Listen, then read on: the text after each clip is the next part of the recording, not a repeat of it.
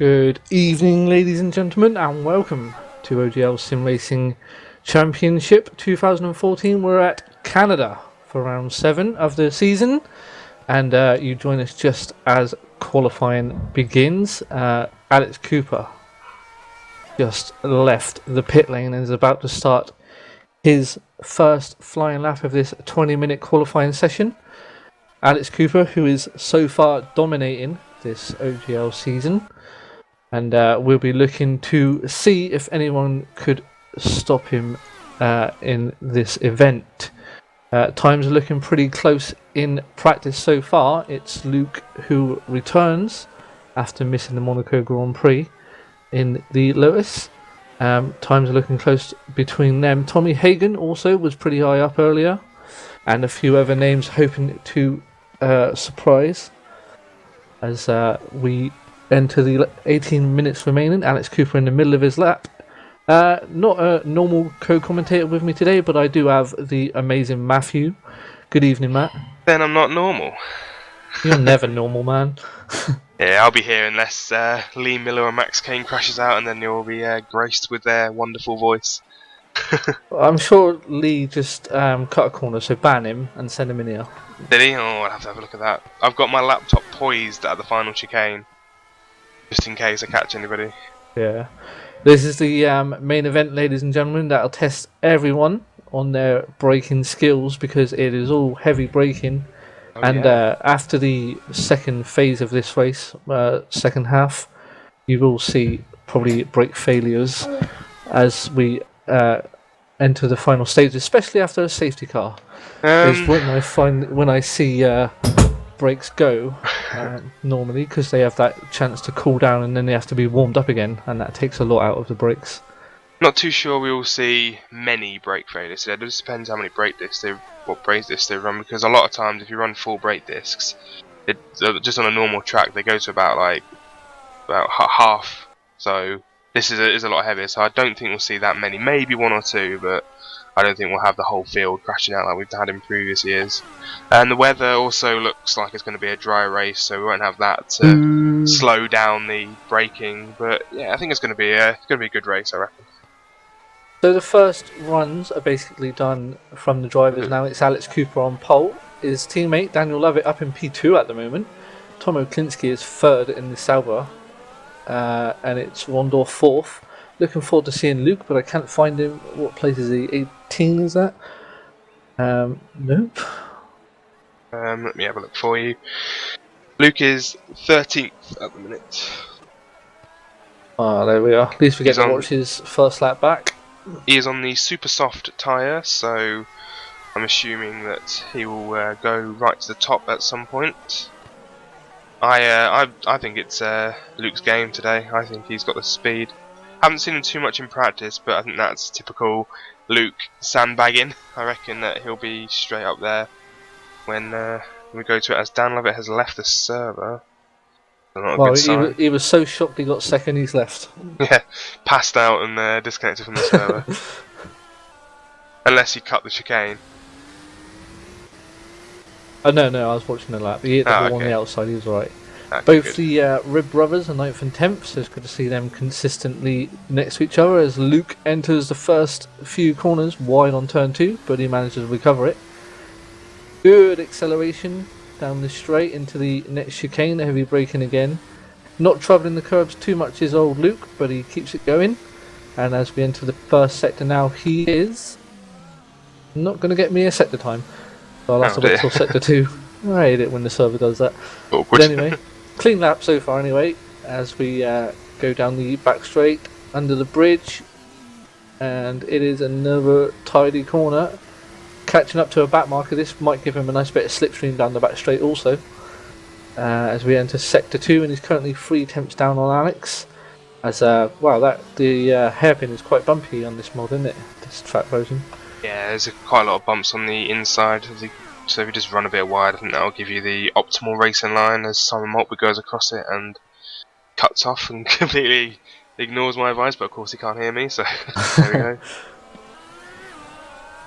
So a clean first lap then from Luke as he crosses the line, and I think he's backed out of it at the end. No, he didn't. 3/10 down. Well, 4/10 down overall.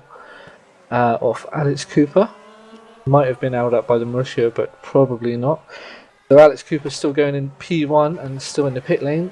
Daniel Lovett out for his second run. Excuse me, I just had a drink and it went down the wrong way. Nice. Tom Oklinski is P4, so continues his impressive start to the season as a Red Bull is going down the grass. Don't like the black stuff. Oh no, who's that gone into P4 as Oklinski goes through the chicane? Oh, it's all changing, I can't keep up. Joe Moore has just gone up to P3.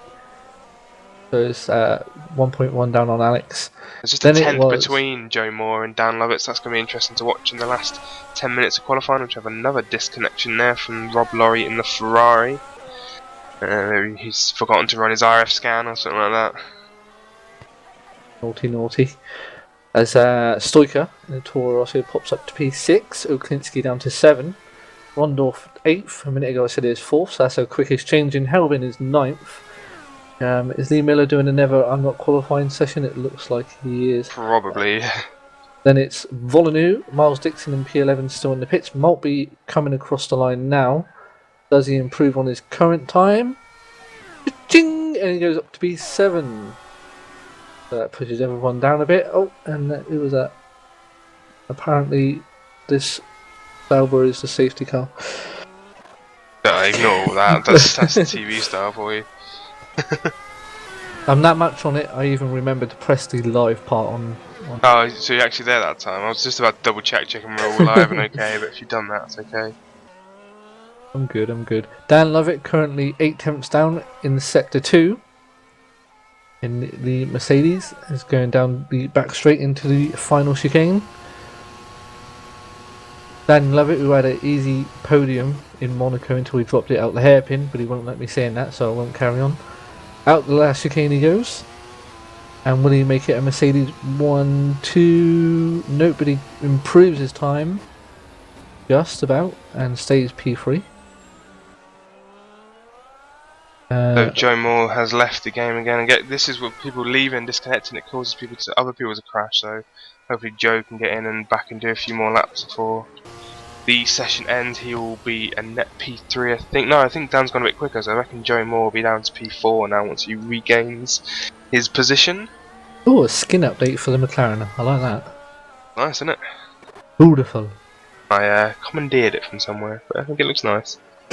Commandeered it. Still, he is out on the track then. He did do a lap, but he didn't improve, so he's still ahead of Mr. Crane, and oh no, he's not. Tommy Egan's just gone up to 7th. I was just about to say that. Who is on to lap? Only Simon Crane left now, hasn't done a lap in E19, but I'm assuming he will go up quite a bit. Let's see who else is on a lap at the minute. Oh, and Joe Moore joins the game again. Yeah, and he is indeed down in P4.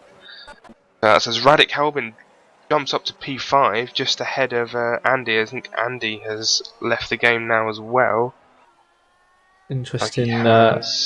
From the 2 Mercedes and Lotuses, the rest are quite close in that mid-pack. It could be quite interesting race. So, yeah, they are within a few tenths, aren't they? Tommy Egan, Kopik still in the pits. It goes Rondorf down the back straight. Is this a lap? Tommy Hagen, the only one qualifying at the minute on the soft compound. Everyone else is on the. Oh no, sorry. Danny Ribbons and Loz Ribbons are on the soft compound as well. Wow, that is a white car. Are you getting that on Rob Loy? Let's have a look. No, I am not. It's just completely white for me. Alright. Weird. Don't know if he's loaded in yet, but he's only, well, I say only, that's quite a lot. 1 second down in sector 1. As the ghost car of Rob comes towards the end of the second sector, braking hard under the bridge. Gets it nice and tidy. That looks so strange, but I kind of like it. Is it just pure white? Even his helmet's white, or just a car? Is I don't know. It won't let me. We'll give half that to a reset before the race starts, so it'll be okay. It's just all completely white, no sponsors or anything. Weird. white gloves, white legs. But yep, end of the lap then for Rob, breaking into the last corner and clips the curbs beautifully as he exits and stays to the right hand side to get the best line. Oh no, he shuts me up, he goes to the left. You just lost yourself some time. And stays P12. P12, oh I love it. P12. Big 12 Inglaterra. Whee, as Simon goes sideways into turn 1. Red Bull? Who, what? Simon in Red Bull? Yeah, it's a last minute contract signing. So Simon has left Williams now with the departure of his teammate and has joined Miles Dixon in Red Bull with the departure of his teammate as well.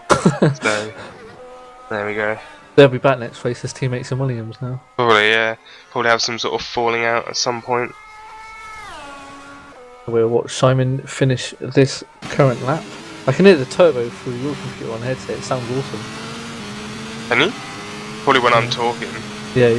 I'll try and turn down the game sounds a little bit then. So Simon then 1.9 down as he enters the hairpin. Currently 8 minutes remaining is still Alex Cooper from Luke, then Daniel Lovett and Joe Moore. So the main protagonists up front. A big word for me, Matt. Yeah, protagonist. Yeah. Oh, we've seen how close it is between Dan and Joe Moore. Dan's on a 14.2, and Joe Moore's on a 14.23. Ouch. Yeah, That's, there's 1/100th of a second between them. Luke improves and is only now 1/10. Oh, Joe Moore improves as well and pops up into P3 on a 14.0. Then they said I think it's now 2/10. Dan Lovett waiting in the pits. Sorry, I think Dan's got enough for one more stint. He's got enough laps. I mean, we only got a Mac. Oh, doorbell, Dave. That's my telephonic device. Oh, right, I thought there was someone at your door. Anyway, yeah, as we only do a maximum of 9 laps in qualifying, Dan has one more run in the bag, so he has a chance to improve and pop ahead of Joe Moore. So it's going to be close to watch. He's got 7 minutes left, so I'm guessing he's just chilling out and waiting to see. Oh, it's Tommy Hagen switches to the super soft tyres and pops up there. He did a 1:13.8, so now he is in P3. Impressive. After his P2 from Monte Carlo. He's, yeah, Tommy Hagen very quick there. Still just under a second behind Alex. We've still got work to do to the front, but never know. Slip up in strategy for Luke and Alex, and Tommy could be up there to win the race. You'll have to excuse my bad camera manage as I missed Alex Cooper improving his time to a 12.9. So stretching his lead over Luke. Luke always tends to be better in the race, doesn't he? I remember he's done okay doing okay in qualifying. He got a pole in, was it Bahrain? He got his pole. Yeah. So it's still a chance. He still has chances to do it. So it's just down to what you get at the end of the day. Alex has always been quick over one lap. Yeah. So taking nothing away from his race pace, he is still blindingly quick. But yeah, he is definitely a strong qualifier. As Stoiker makes a mess of the first sector, but it's still only half a second down on Alex Cooper's pole lap with 5 minutes 49 seconds to go. I want to try and keep a close eye on the top 4 for their last runs if I can. So sorry if I miss anyone further down. Lee Miller did do a lap and is 18th. And popped ahead of Loz Ribbons, sorry. Ab Ribbons. Blitz the ribs. But just behind, not too far off Max Kane, so see if Lee's got another few tenths in him. Miles Dixon only P14. Oh dear, Crane and Dixon together at the start again. Oh, are they? Interesting, yep. Oh yeah, and they both got one more run in them though, so again, it could be further up the field later on. Have to wait and see. There's 5 minutes of qualifying remains. Indeed, Alex Cooper's still in the pits. Luke is on a outlap as Lee Miller improves to a 16.3, but still doesn't improve his position. So I think I'll stay with Luke for this lap, as it's going to be challenging for the front row. Dan Lovett left yet. Oh, where is my camera going? Where is Dan Lovett? He's left the game again. No, he's out on track. P5. Oh, P5 now, yeah. Oh, yeah. Bloody hell. Stepping further down, he's on a lap as well. with Tommy Hagen and Joe Moore both improving. It slipped down to P5. So he's got another chance though to try and get back up there. Just started his lap, sorry Matt, Yeah. and half a second down on Alex. I'll try and flip between him and Luke as they're both on their laps. Luke getting a bit of wheel spin out of the hairpin. We'll just watch him over the sector 1 line. Then flip back to Daniel. Luke is currently not going to show me a sector time again. There's, where's Dan Lovett gone? 4th now, someone left the game. Yeah, Joe left the game again.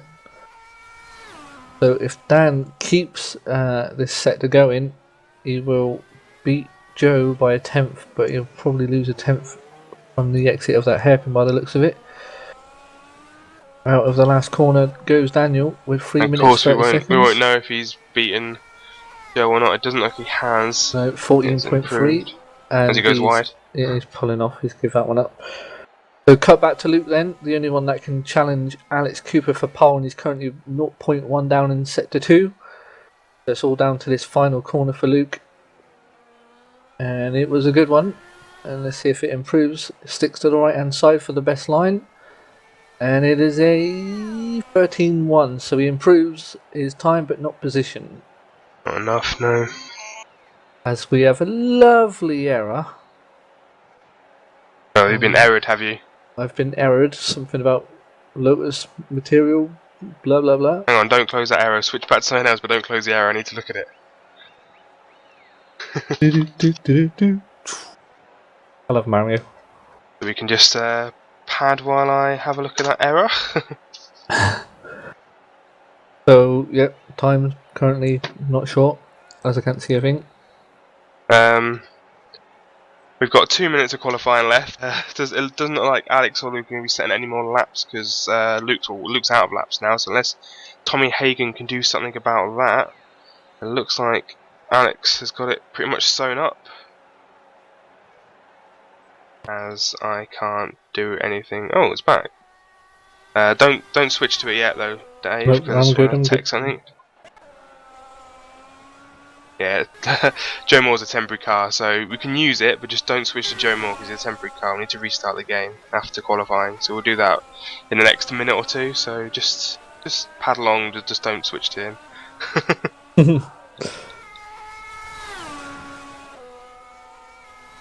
There we go. Apologies for that. Apologies from old Matthew.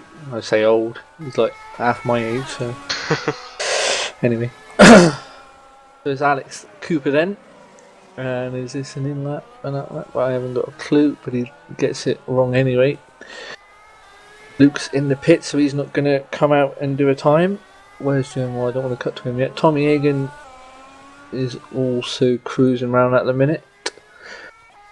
Daniel Lovett, Joe Moore's 4th, but I can't cut to him. Daniel Lovett's still in the pit, so he's finished his qualifying session and not coming out again. Not being in the pits. Rondolph P10, Kopik P11, and looks like most of the guys are done now. Volinu only 0.6 down in sector 1. So, mute your phone. Yeah, mute it. Mute it. Yeah. Volinu, sorry Matt. Volinu only 1.3 then down in sector 2 with 30 seconds remaining. So we'll see if he is currently P13, thinking that. Lee Miller did not manage to split to go above Dan Ribbons, but in the last corner goes Volinu. Looked a bit tail happy. Oh, and tags the wall. But out he comes. This should improve by the looks of it. And yep, he goes up to P7. A nice jump there from Mr. Volinu. It looks like. Nope, Alex is still on that lap. Can't even see that time. My screen's gone all fuzzy. But anyway. Oh, Miles Dixon pops up to P14 and gets himself back with Mr. Crane. So that should be lovely for the start. Yep, so that looks like everyone now. Tommy Hagen is still out there, but oh, no, it's a good lap. He's only 0.4 down in sector 2. So it looks like Tommy's going to be the last to cross the line. And Is he Joe is. on a fast lap? He seems to be gunning for it as well. Unfortunately, you can't cut to Oh, it. I can't cut it. You can commentate on that one, but I'll just I'm not too sure. I'll just let you know what happens once he gets close to the line and see what he does. into the final corner then from Mr. Hagan, and gets a good exit. And this is a good lap. I don't think he's going to get the top two, but he should improve his position. Wow, yep, He's already 13.5. third. He wasn't going to go any quicker. Impressive then from Tommy in front of the number twos in the Lotuses and Mercedes. That being Joe Moore and Daniel Levitt. And it Looks like looks. that Joe has slowed to a stop now. So Yep, indeed, that is it. Miles Dixon comes back without a front wing, but it looks like everybody's done. And that is your qualifying session. Then Alex Cooper on pole yet again for the Canadian Grand Prix. He is on pole by a nice, comfortable 0.2 of a second in front of Luke. Tommy Egan is P3. I would have read that. It was that Joe Moore is P4. Daniel Levitt P5. Stoiker P6. Molyneux P7. Halbin P8. Rosinski, I think that says P9, and Maltby rounds out your top 10. So we'll just have a very quick comfort break while the guys get ready for the start of the race. So I'll be back shortly.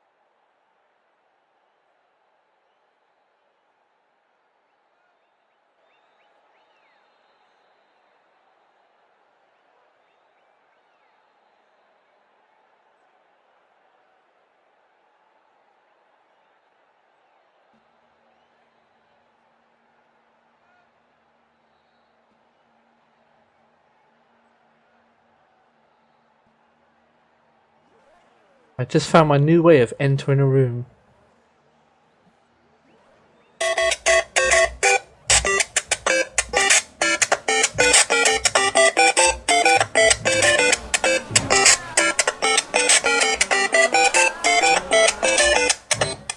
Oh yeah, you can't go wrong with a bit of Mario. Anyway, back to the action, as the guys have just started their warm-up lap. And I will take you through the grid as they are on it. It is Alex Cooper with another pole position to add to his name in the Mercedes. Luke back after his gardening leave, missing the Monaco Grand Prix in P2. Tommy Egan, surprise of qualifying in P3 in the caterham. It is Joe Moore after the bad luck in Monaco. Both Lotuses did not score points and Mercedes scored big, so they will need to bounce back strongly here. Dan Lovett in the Mercedes P5. Not happy at all with that. He said a minute ago, Stoiker P6. These guys are very close from P4 down to P13, so it'd be interesting to watch. Volinu P7 in the sister Red Bull. Helbin is P8. Was it? I guess that's Rosinski. I don't know. P9. He'll tell me later. Maltby in P10. Rondorf P11.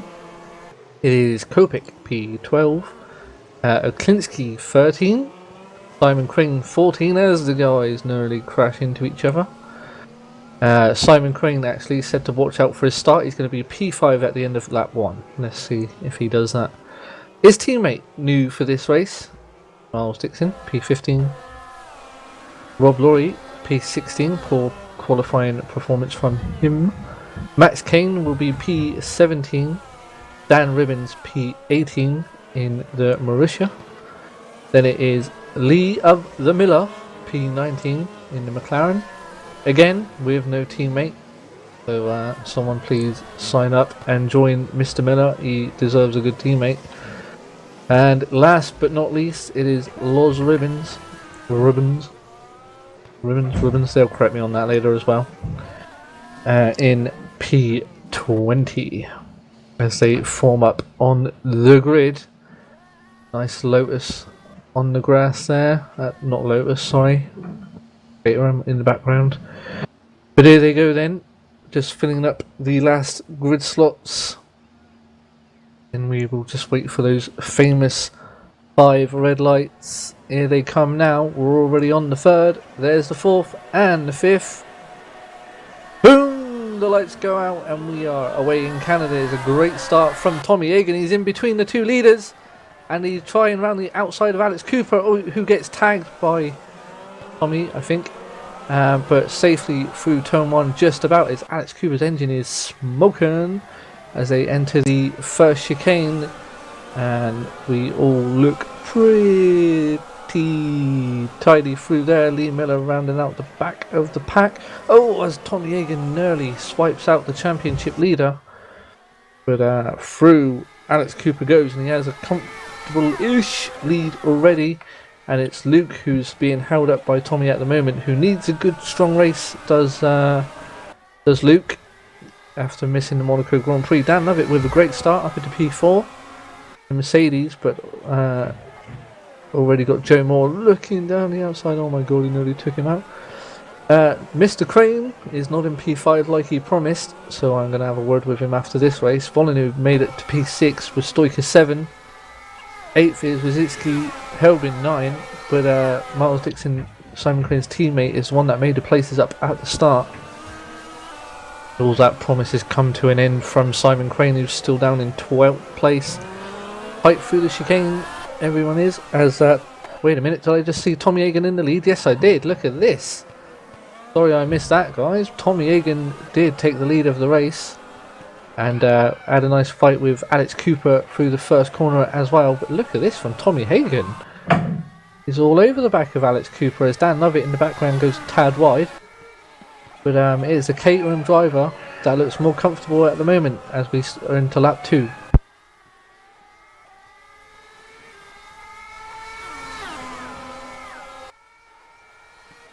Well, I'm here now. I don't know where Dave disappeared to, so we're just looking down now, as Dave said about Tommy Hagen being the more comfortable driver, as we saw into the first turn on the first lap that he just nudged Alex a little bit wide, which caused Alex to go across the grass, so luckily he regained that position. Oh, if Alex Cooper goes wide, coming in up the inside, no he does not, so Alex Cooper is staying in P1 for now. That was dangerous territory there from Alex Cooper, but he kept first position.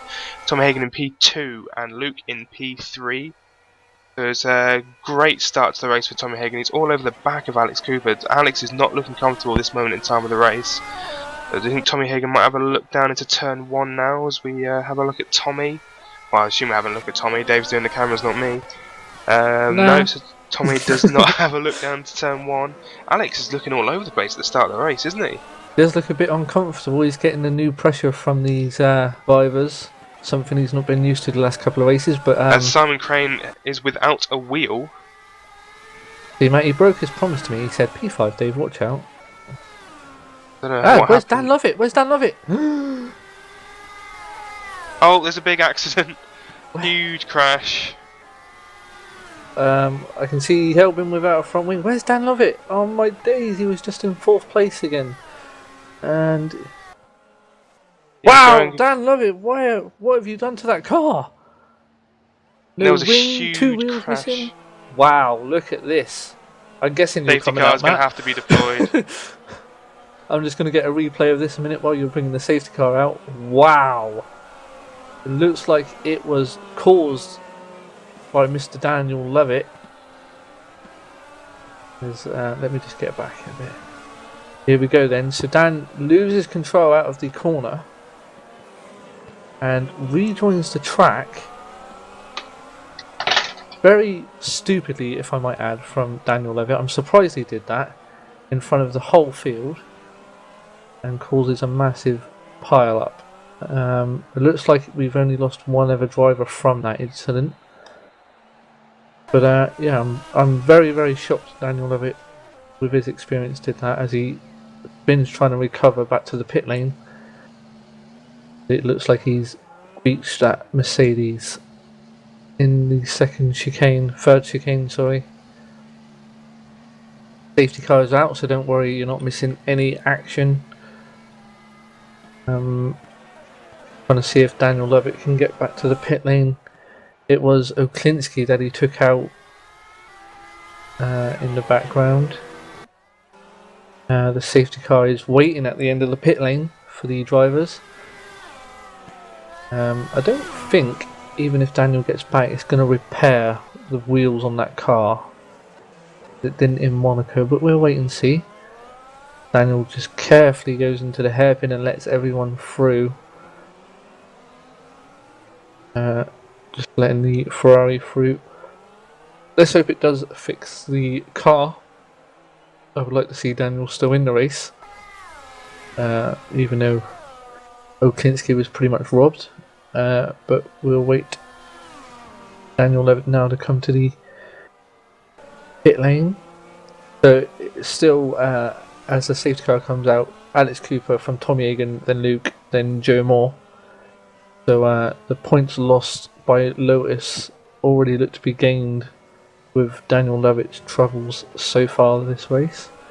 Into the pit lane he comes. Now, fingers crossed that it fixes that car. He comes to a stop. Now. And nope, it does not look like... Oh, he's overshot his pit box by a country mile by the looks of it. Don't reverse too far down, you get disqualified. But no, it doesn't look like it's fixing that Mercedes. Nope, yeah, Daniel Lovett is going to be out of the race. Sadly for him, but probably justified after causing the crash, I suppose. Anyway, I won't say too much about that. As a safety car is out of the hairpin, lights are still on, so it won't be in just yet. Have a check. Nope, definitely not in this lap. Let's have a quick run through while we're behind the safety car. It's Alex Cooper, now the only Mercedes in the race from Tommy Hagen. Then it's Luke and Joe Moore. Both Lotuses scoring big so far. Volinu and Stoica. So both Toro Rossos in the points also. Then we got results. We got that guy there in P7. I've got to learn these, haven't I? Miles Dixon P8. Strong start so far. Then both Ferraris 9th and 10th. Rondorf and Rob Loy. Why did you do that, Kopech? Why did you do that? You don't slam your brakes on under the safety car. He's just caused a car to lose his front wing, Oklinski, under the safety car. So that was... I don't get what goes on in people's heads when we're behind the safety car. Stick to the pace of the leader. You don't go slamming on your brakes. As apparently Dan Lovett is in 19th, but he's not. He's in... Well, he's DNF'd. It's Simon Crane that should have been in that Red Bull we just looked at. The guys coming around now to the end of the lap. Pretty much a clear track through, and we'll wait and see if these safety car lights go off, which they probably will in a minute. And look at that, Robert Kubic's on the main screen. How cool is that? Wonder if he crashes into the hairpin. This is a good race. We'll watch this for a minute as they come towards the hairpin now. Look, there comes the safety car. Look at that for a view. Beautiful. Matt keeping it on the track this time as well. Struggled the last race, ran wide a couple of times in Monaco. Cut the corner. Didn't get a penalty though. That's the good thing about race control. You don't have to give yourself penalties. But Oklinski rounding out the back of the field there. As we come towards the end of the lap. Safety car lights still on, so we'll do another lap because of Oklinski's wing that was left on the pitch straight. Through the last corner we go. Guys have got to keep the temperature in these brakes not to drop below 200 on this track, because they will fade quickly near the end of the race if you do let them drop. As here comes Oklinski. Why is there a car behind Oklinski? Maybe recovering from a spin, I'm not sure. But hopefully the safety car will be in this lap. Just see, we got DNF that it's only Oklinski. Only Oklinski? Oh no, there's Daniel Levitt out of the race. It's Kopech that decided to pit under the safety car. Oh yeah, he broke his wing, didn't he? Hopefully he got off the primes as well. He'll save himself and never stop later in the race, so it could be a good advantage. And let's watch them. Yep, there goes the safety car lights. So Alex Cooper will now become the pace car and slowly bring his car up to temperature. I'm just going to have a quick drink, else I'm going to be dehydrated by lap 10. Oh, that was lovely. My wife does make a good cuppa. Anyway, Alex Cooper now back in the pack up, giving Matt in the safety car a chance to get out of the way before Alex decides to restart this race. Goes wide to avoid that nasty bump on the hairpin. And when will Alex Cooper decide to put his foot down and start the Grand Prix, or restart the Grand Prix? Currently on lap 6. And it looks like, no, Alex Cooper's still weaving. And the safety car is in the pit lane, so he could go any time now. And it looks like Alex is just bolted. And, yep, here we go then for the restart. Alex Cooper, great advantage from the restart. And it's Tommy Agan who is asleep, and he's got Luke up behind him, 1.3 behind Alex Cooper already. So hopefully Tommy Agan can do what he did in the first part of the race and stick with Alex. So yep, the restart's on, and we're just going to see if anyone's tripped over anyone else in the background. We shouldn't have, we will be on the safety car, so hopefully they weren't that bad. But they had a... Oh, saying that, we've got a Red Bull and a Sauber fighting into the chicane, but kept it clean. We're all good. Alex Cooper with a good lead already. as Luke now is all over the back of Tommy Hagen on the restart, so Tommy not getting his tyres up to temperature as quick as he did the last start, and Luke has a bit of a look down the inside and hugs the apex of the hairpin. Great corner there from Luke, but he's lovely positioned in the slipstream now of Tommy. Wow, the wings on that Caterham, look at that. Yeah, the Caterham's got huge top speed. He's at 200 mile an hour before the straight. Mate, you need to warn me when you join, man. You just scared the death out of me. Oh, sorry. Ooh. Did you notice under the safety car that one of the Caterham slamming his brakes on and breaking Kirkbeck's wing? No, I didn't see it, but apparently it happened because Rob Laurie pretty much stopped on the start finish. And that's what I'm told. I haven't seen anything, so I need to look back at that. But yeah, I did make it clear on the forum today, if there's a hold up, don't just slam your brakes on, pull alongside and overtake someone if necessary. You can always give the position back before the restart. But it's people just not caring about, like, people around just slamming their brakes on. They need to be careful under a crocodile like that. You know they don't like listening to you, man. Yeah. Like a broken record sometimes. They'd be following the rules if they did that. And of course Alex Cooper is a bit upset about Dan. Apparently there's another incident with Max Kane's lost his wheel. Oi! Luke down the inside again of Tommy. He lost it by himself. Who's that, sorry? Max Kane. So unless you can't repair that, looks like you can be joined by another commentator. I might have someone keep me company. Not that you're doing badly, Matt. You know. I've got to jump up and down because my safety car duty, so no safety car for this though because it was off the track. But that's bad for Max Kane. He said he was hoping to get to at least lap 20. He's on lap 8 and doesn't look like he's going to get much further, does it? No. Bad luck there for Max. I will get it out the way just so we can talk about it, but I am pretty disappointed with what Dan did when he rejoined the track then. Yeah, it looks like he was getting too hot-headed, which everyone does, and just, you know, everyone's done it, spun back round, shouldn't have done it, and I will probably be looking into that in more detail after the race. But yeah, not very professional there from Dan. We've all done it. I remember a race in IndyCar where you did it, Dave, you know. To Dan, in fact. Yeah, but we won't talk about that. So yeah, it happens, but bad luck there for Dan. Looks like Max is in. Has it repaired his wheel? I'll keep an eye on that for you. Doesn't look like it. He's got a wing. Got a wing. Yeah, here we go. Oh, there it is. Yeah. Why wouldn't it repair Dan's then? That's weird. Because there's a few things that happens in this. The repair a wheel, it's stupid. You've got to first change tyre compound, and then you've got to make sure your pit is ready with repair or damage. And if you miss your pit box, you have to go around again. So you have to get spot on your pit garage to make it repair the wing and repair it. And of course, Dan had 2 wheels, and he said, "Oh, I'm going to go around again," and I said no.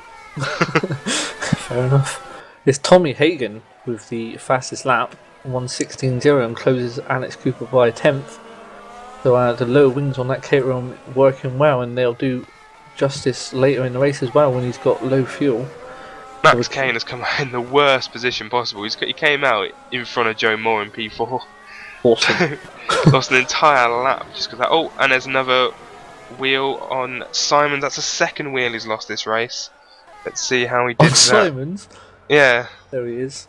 Let's have a. He went straight into the back of a HRT. Oh yeah. Oh dear. Everyone's still asleep this race. Look at that. Yeah, it looks like it's straight into the back of him. Yeah.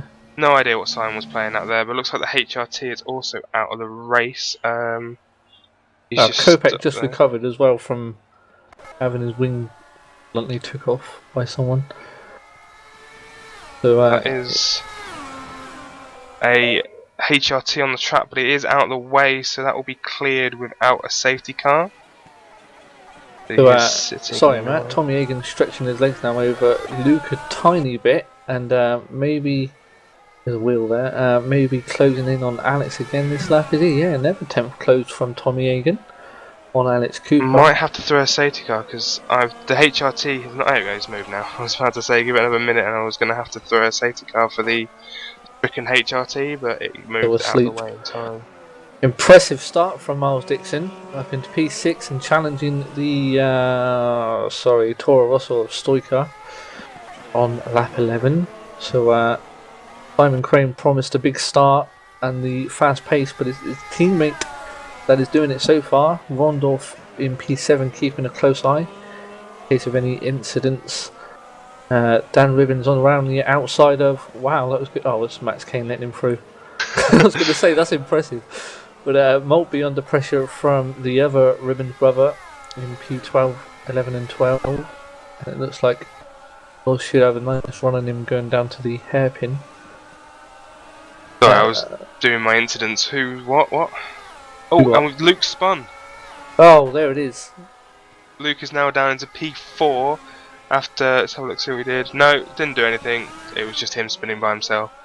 So, bad again. Luke showing what he's made of, and that is a big bag of spin. So he's now down into P4 behind his teammate, but more importantly, he is now about. There goes Miles. Commentator's curse. Dropped it out of the chicane. Sorry to interrupt you again, Matt. Managed, I think, to keep it out the wall. Yeah. And rescues it. But lost a lot of positions there. As just manages to stay in front of Rob. Does he? Yes, he does. So there goes Laws in front of. Oh, another wheel and wing. Look at that in turn 1. Who's that now? It's Joe Moore. No. Oh, what's going on with the Lotus boys today? Have a look, see what happened to Joe. I don't know if you can catch it in the replay, Yeah, but I'm gonna have a look at my replay. Oh, he's on his own. He just straight up lost it. Yeah. Don't think there's anything on the track, but that's another poor showing there from Joe. He had problems. Apparently, he's having problems with his pedals. But still, he lost it there. I don't think that was a pedal issue, the way he lost it then. No. Just too eager on the old throttlage there. Oh, as he spins, it looks like he might be heading to a retirement. I can't see Joe keeping it going after this. Joe, he's a great racer. Wait a minute! Lee Miller down the inside of Joe Moore, and he's through. Look at that from Lee. As Joe needs to watch out. Copied Kubica. Oh, I thought it was going to take Lee clean out then, but that's unfortunate there for Joe Moore. They say you make your own luck in F1, and Alex Cooper these last few races, while everyone's just been hot-headed and tripping over each other, just keeping his cool up front and showing his experience in OGL and just wrapping up these wins. It looks like he's going to do it again today. Tommy Egan looking like the only one that can challenge him as Joe Moore now enters. There's another wheel on the track. Oh, is that Joe still? Turn 1, yeah. His front wing. You sure? I think that might be someone else's, you know? No, it's not. It's nobody else's. So Joe Moore in. He's got a front wing. Let's see if that wheel pops up any time now. There it is. So Joe Moore should continue in this race. Enough looking at cars with no wheels. Let's look at some with 4. And it's Alex Cooper's that we cut to. And he's going across the line now. About to lap Simon Crane already. After that incident with Simon, went straight into the back of the HRT and took him out of the race. That incident will be looked at after the race because I straight up can't bother to right now.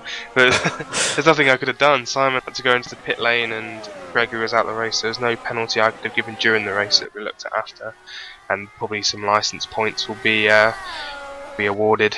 Those licence points have been racking up for some people. Here they have, yeah. Yeah. Tom Atlinski's on 6 now. Wow. How many did they get again before a ban? You get 12, and once you get 12, you get a race ban, and it gets reset again. So, ouch. And then once you hit 12 again, you get banned for the rest of the season. Oh dear. So Tom Atlinski is halfway through a race ban, but he's out of the race now. It wasn't his fault, so he's safe for today. He's very apologetic, Tom. It's his first season. He's learning. Yeah. Oh, I just got poked. I just got poked by Tom on TeamSpeak, so I'm guessing he was listening to that. But well done, Tom. You're the highest. You got the most points, but it's license points, so it's not great. You're winning something, Tom. You're alright. Of course, he's learning, so I'm sure we won't see him again in the steward's room, as it were. Well, he probably will today, but that's of course because of Dan, not because of him. Yeah. Alex Cooper's in his comfort zone now, and a nice half a second over Tom the last couple of laps. Luke is actually quicker than Alex Cooper at the moment, down to 9.8 after that spin. Rondorf is nicely in P4 in that Ferrari, as we've got a battle in behind with Rosicki, or Wazowski. How would you say that, Matt? Go on. Sorry, what? I wasn't listening. P6, is it Wazowski? Hang on, let me see it. If I see it, I might be able to pronounce it. Rasowski. Yeah, it's a hard one, isn't it? No, it's Rachowski or something like that, because the Z in Poland's pronounced as like a ch. So it's Rachowski or something like that. Anyway, Andy in P6 in his first. Is that how simple his first name is, Andy? Yeah, Andy. I'm doing that. So Andy is in P6. His first race before Cinder. He's raced in Melbourne, not Melbourne, Malaysia, I think, for Sauber. But now he is in P6 for the Force India. I think that might be Force India's first points if he finishes there. So don't want to put any pressure on him at the minute. The recovering Miles Dixon now behind the rib of the brother. And he gets a good exit out the airpin. The rib of the brother. The rib of the brother. Wow, Luke, 15.8. And that's a good 4 tenths quicker than Alex Cooper that lap. Yeah, actually, Cooper's starting to pull away a little bit now from Tommy Hagen, but not as much as I thought he would. So Tommy Hagen, I don't know what the gap is now, 2.6 or 3 seconds now, so it's about 3 seconds behind. What an exit from the chicane by Miles. And he gets in the first corner, out brakes. Nice side-by-side action. This loss that keeps the inside line. Oh, round the outside from Miles. Does he make it stick? Yes, he does. Well done, Mr. Dixon. I thought I'd say that, Matt. Bloody hell. Yeah, actually a good move from Miles. I'm surprised he's still going. I thought he'd be out by now. What lap is it? 16? Yeah, you never know. It's quite good for Miles. Dear God. Few pit stops there. One from Stoico and one from Rob.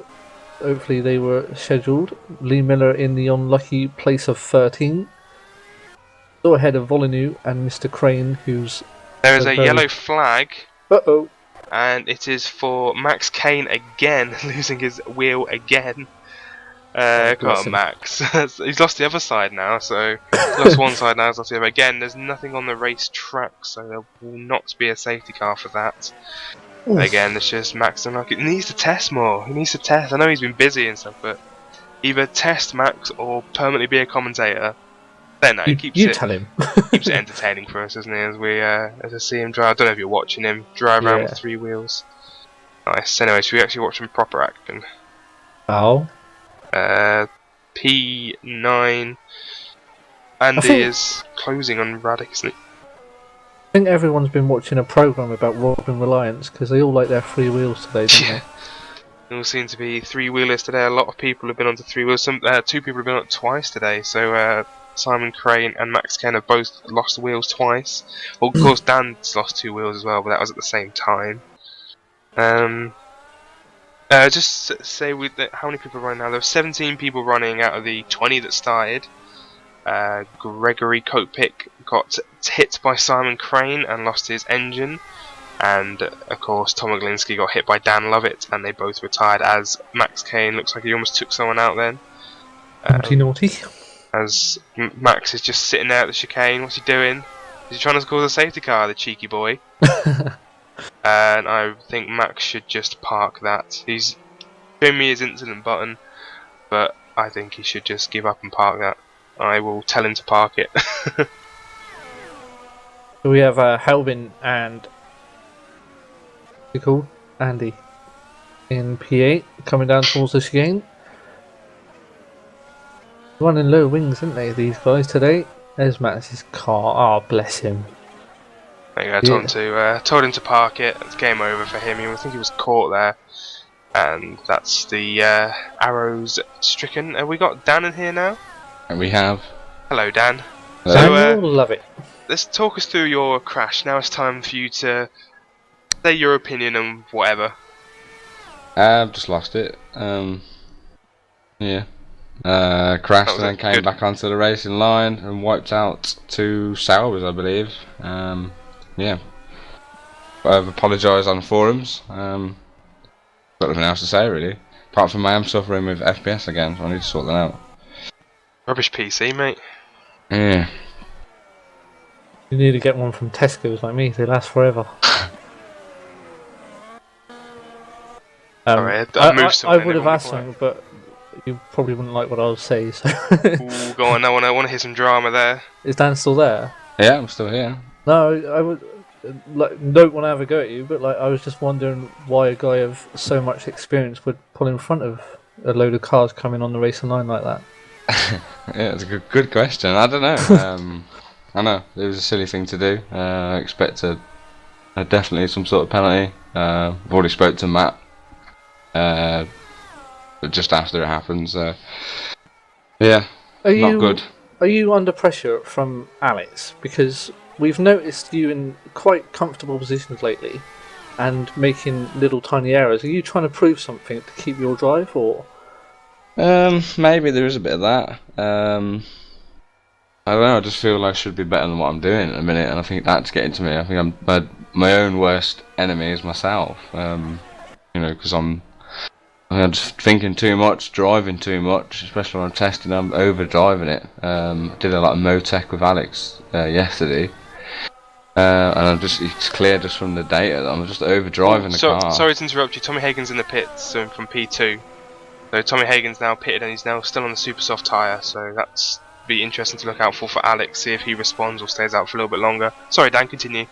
Yeah, so I think I'm obviously under pressure to myself, but Alex, he doesn't put any pressure on. He'll have a bit of banter about it, but I know that he does want to win a constructors title. So I suppose there is, a hidden pressure on myself.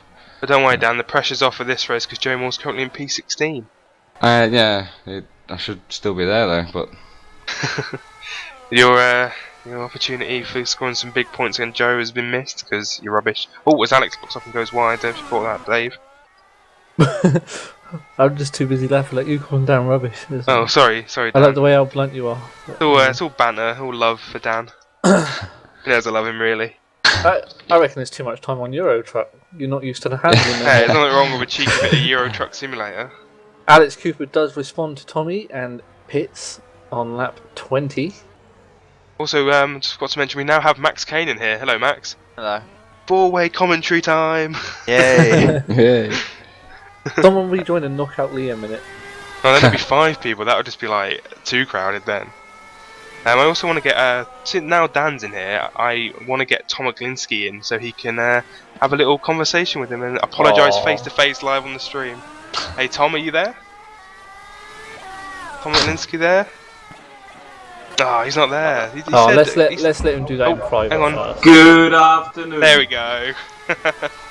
Hi Tom, so give us your opinion on that incident that just happened between you and Dan. Basically, Please don't swear. You're like... No worries. As I've been watching and I've been listening what you just said over the online stream, and as you said, that is just silly thing to do. You can't explain it. It just happened, and I completely accept that. It just happened. It's a racing, and we try and pushing to the limits, and that's it basically. Yeah, I am sorry. It was just like Dave said. It was an experienced racer myself shouldn't be doing, so I apologise profusely. Live on air. No worries. Live on air, I have a lot of apologies to do to everyone actually. As we were mentioning before, Tom has got the most licence points at the minute.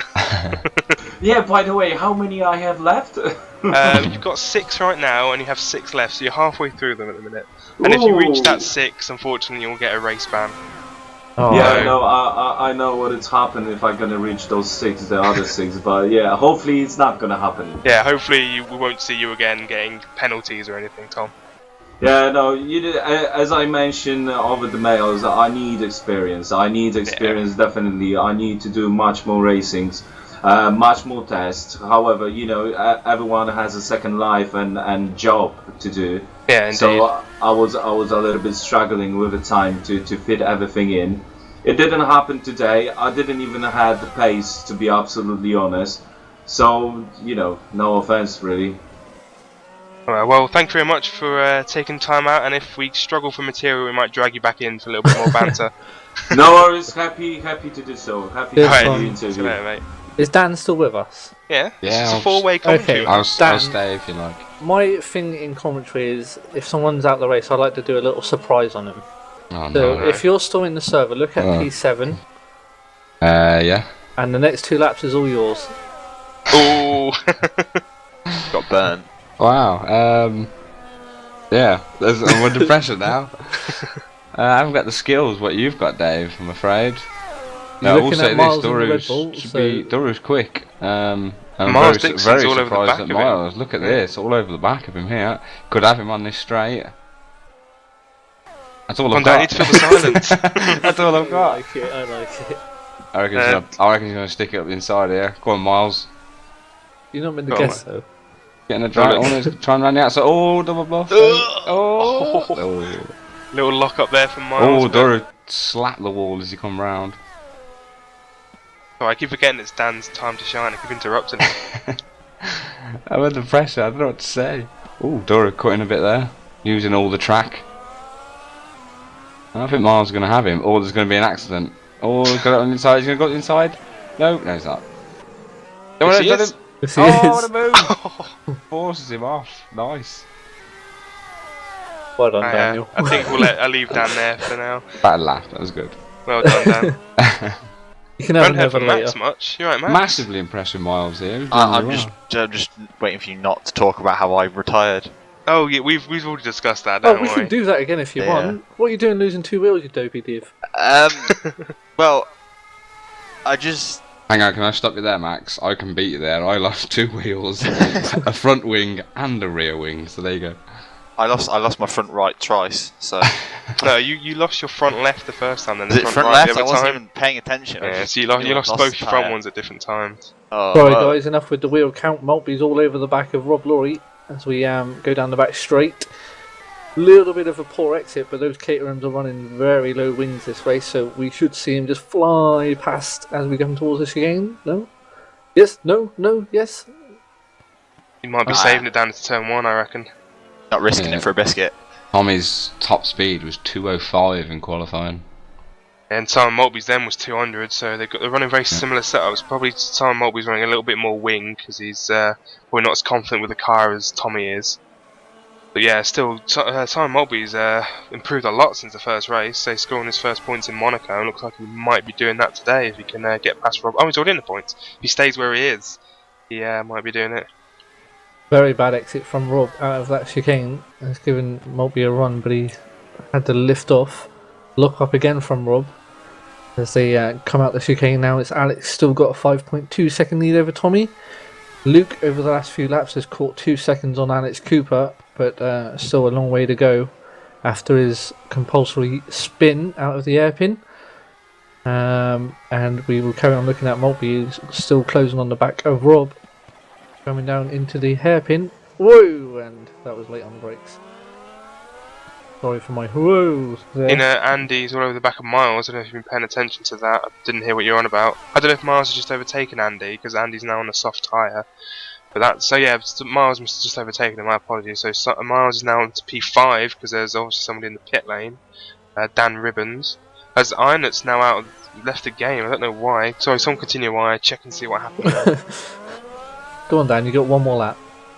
It was a nice battle going on between Andy, Doru and Miles. Obviously Miles steaming through, but this could go on for quite some time. How far is Ribster back? And Ribbons is just behind him as well, so They've both quite just close pitted, back so, there, isn't it? Yeah. It's quite. This season is the whole midfield seems to get closer and closer. One thing I've noticed. All I've got. That's I was hoping someone would chip in and be like, "Yeah, you're right there, Dan." It sounded like you was carrying on, so I didn't want to interrupt you. But yeah, you're right. Yeah, the midfield has been really exciting to watch this season. A lot more closer than ever seasons. Yeah.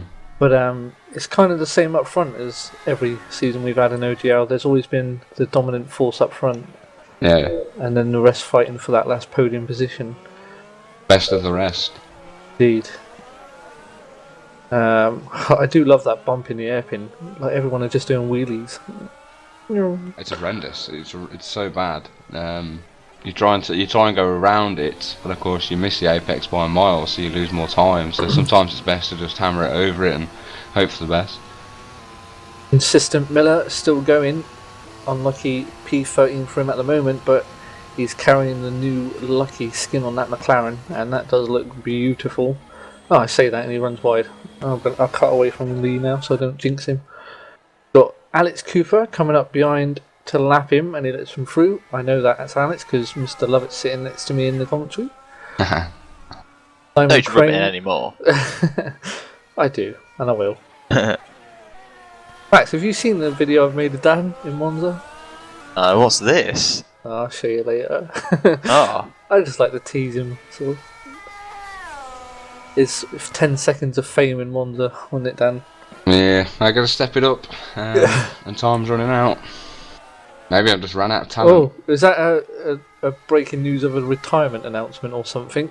Time's running out? What's going on? No, like you said earlier, I think it's just pressure. And I put too much on myself now, and I stress out too much about it. So, but there's 2 weeks till the next race, plenty of time to get back in it.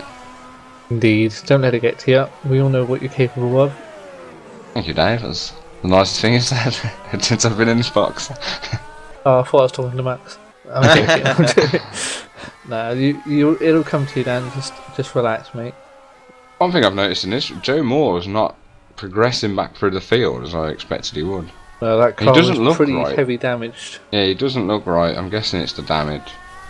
It would have been a good battle between me and Joe, but the looks of it, by the opening few laps, we were right on each other, so...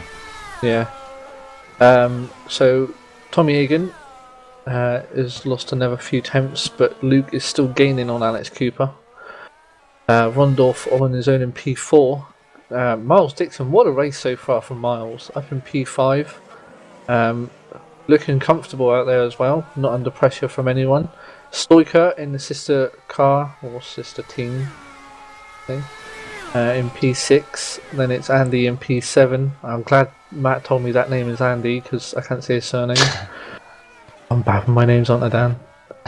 It's the first of the Rib brothers, but here we go with Rob under pressure still. These two are having one hell of a battle for P9 and 10, and Maltby decides not to go in the slipstream for the last turn. Rob cuts him off, and here we go. It's weird. Tommy Egan's running very low wing, and Maltby's got very high wing. Which would you have gone for, Dan?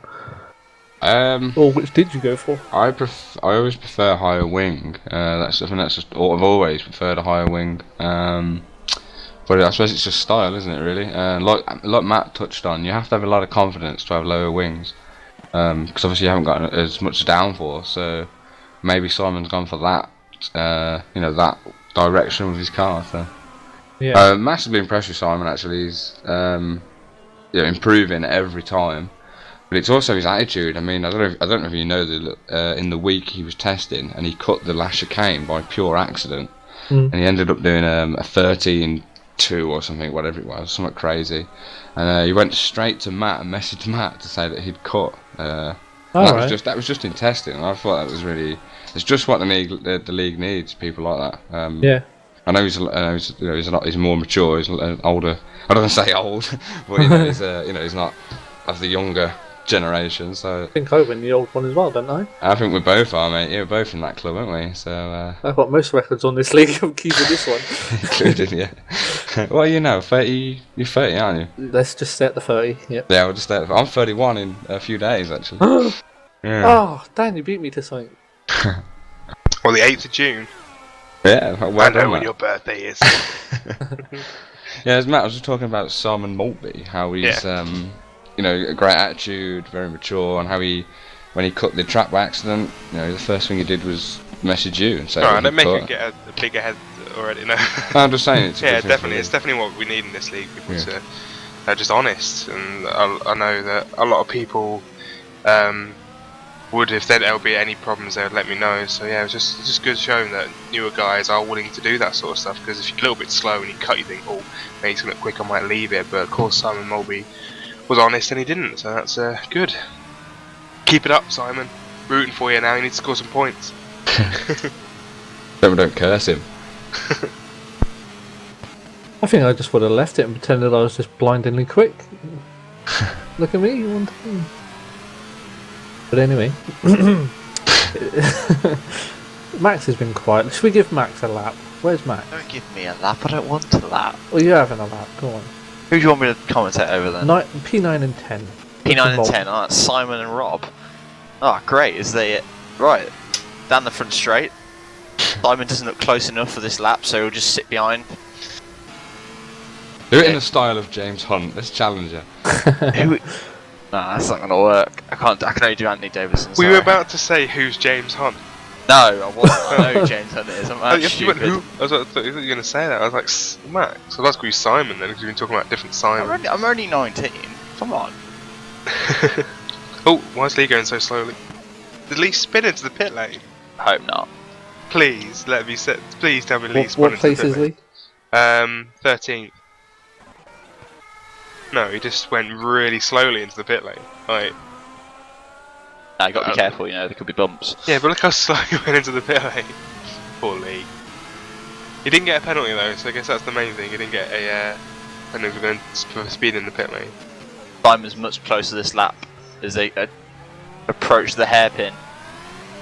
What's interesting is Maltby's also on the slower tyre. Yeah, And it's he's still already catching Rob. Doesn't look. He might get in the slipstream here. No, it doesn't like he will actually. Also, the Miles Dixon looks like he's going to heat up with that battle with Stoico again. I'll cut to that in a second, but Maltby's got a great one. He's got a good run here. Hopefully he'll just swing it down the inside if he gets the opportunity and plays it safe. Simon Crane and Joe Moore all over each other as well. Position? Giggity. What place? Oh, Maltby, no! Oh, he's lost his wing! No, Simon Maltby, he's lost his wing and almost took out Alex. Oh That was very close then. But he So didn't. you get a really replay. Get a replay on board with Alex if you can, Dave. Oh. Simon Crane defending massively against Joe Moore. Whoa! If Alex was a couple of seconds behind, that would have wiped Alex clean out. He'd have He's got been tingles. very happy about that, wouldn't he? Yeah. I reckon he was cursing a little bit in the main channel. Of course, we can't hear that, so we don't know Don't think you'd what want to. was said. Alex has got his sound muted, so he must be cursing to himself silently. He's focused. So yeah, Miles Dixon still P5 with Stoico P6. Those two are still battling away. Dan Ribbons is actually catching Andy in P7. That'd be interesting later. And it is Rob in the pit lane taking advantage of Simon's spin. And he's doing the drive through. What? Oh no, here we go. Stops. Of course, he's because super Ferrari stops. first in the pit lane because they won the constructor last year, but of course here they're last because sometimes that happens that way. So that's why Rob was right at the end. Oh, bless him. So Simon Crane now up to P13 with Joe Goes Moore. right Wow, back. he's fighting Joe Moore. Wow. Oh, he Goes pitted. pitted. Every time I cut to someone. It just pitted. It was the pit stop window, that's why I expect quite a few people coming into the pit lane now. But not Dan because he's not racing, because he crashed out. What happened, Dan? Oh, okay. Not playing our games, Dan. Two Simons on the track fighting each other now. Simon Maltby's just come out of the pit lane after his incident. Well, and Simon Crane taking a lot of curb there, but it doesn't matter because Simon Crane's pit light's on, so that battle won't last very long, so there's no point talking about it. Oh, he knows. He's on it. On it, lads. On it. Yeah, I'll stop with the if you're going impersonations. to quote a old game, it has to be Mario today. Mario. Really? Why, Mario. I've done an old Mario theme at the start. Did you? Where, God. yeah. So this is my entry to the commentary. Oh dear. Dear. Copyright Yeah. got taken off Oh, the air now, sorry. we had a good run. So Yeah. I'm going to just cut back to the action a minute, as we've got 36 laps remaining. Alex Have we? Cooper Oh, still quick. leads, yes, in the Mercedes, pulling away a couple of tenths a lap now from Tommy Egan, who I still think will be quicker near the end of the race because of his low wings, but he is being caught quickly at the moment by Luke, who is faster than the top two put together, and he is also 8.9 behind Alex. 40 seconds behind them is Rondorf in the Ferrari, about to lap Lee Miller. Then it's Miles Dixon in the Red Bull, and then the sister car of Stoica in the Toro Rosso, who just pits in P6, and then Andy in the Force Indio, who was that running wide? Sorry, Dan Ribbons P8, who just ran wide in the chicane. Loz Ribbons P9, Rob Laurie P10 in the Ferrari, Helbin P11. Simon Maltby, after losing his wing, is down to P12. Lee Miller P13 still. Joe Moore P14, with Simon Crane last of the runners in P15. Yeah, we don't even need to be here. Dave can get it all sorted himself. Us three can just go home or something. Go to I'm bed. knackered now. You take over. 15 Now cars. we're all Wow. going to sit here in silence until someone says something. Go on, Dan. You get another lap. See, you I don't thought say he wants You don't say You just get in there. He's go meditating in. before he starts. Yeah. Your legs crossed with your fingertips. Alex is coming up to lap P8 now, so that's how dominating Alex is so far, but still not too far ahead of Tommy Hagen. It's only about 6 seconds, with Luke not really catching him either. Well, I don't know. Does Luke catching Tommy Hagen out? Yeah, There's going to be more yeah. in the gap. It's about 3-4 tenths a lap. Right, okay, so Quite maybe quickly now. Luke, if he keeps up this pressure, might challenge Alex towards the end of the race. We'll have to wait and see on the pit stops to see what happens. I still think it'll be Tommy with those low wings because it'll suit the lower fuel. But they seem to be balancing each other quite a lot. It just depends. Tommy needs to keep the gap low. I think it needs to be lower than this for him to even have a chance to challenge him before the end. Because you know Alex is quick. Though in the start of the race, that was Tommy's best opportunity to take the lead, and he didn't because Alex was so quick at the start. I reckon he had a bit of nerves there. He was like racing the leaders like for the first time. Maybe. But yeah, 6 seconds now. Tommy's behind Alex, so another few tenths lost that lap, and a couple gained for Luke. Someone exited the pit there in between them, which will cause interference. It was Andy. Who was that smoking out of the hairpin? Naughty. Miles Dixon. Wrong showing from Miles, don't you think?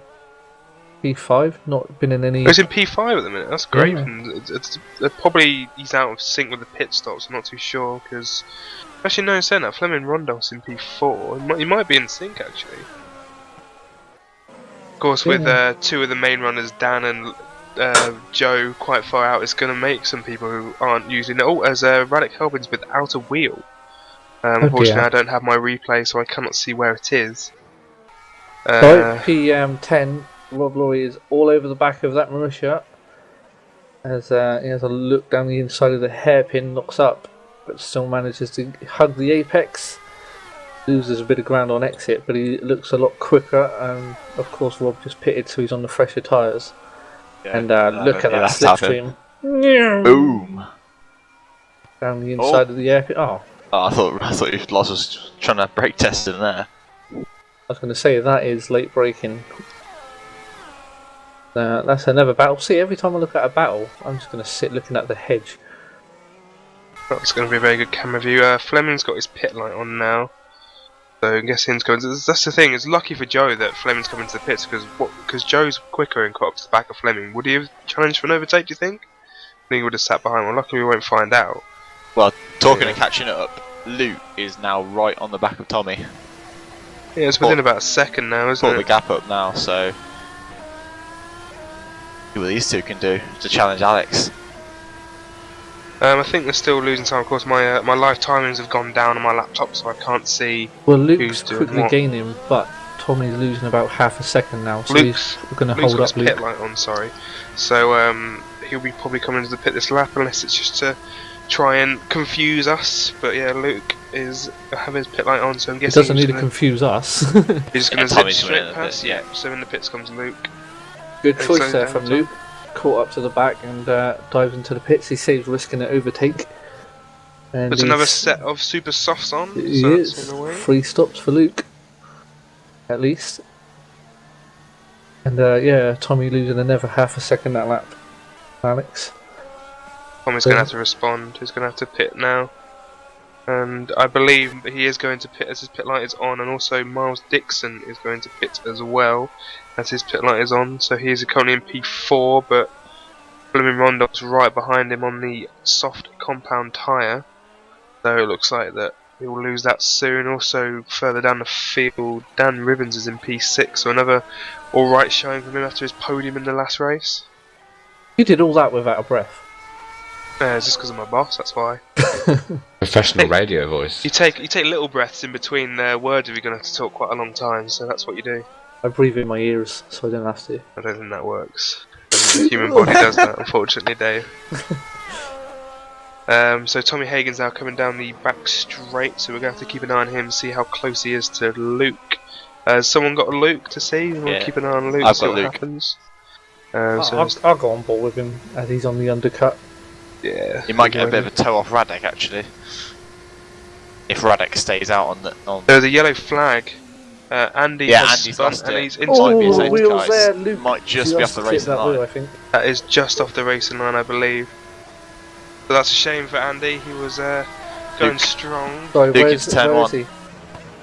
Oh, it's Wow, that was close. That was very close. Luke will be right on his tail though, obviously with the fresher rubber and the up to temperature rubber as well. Indeed, yeah.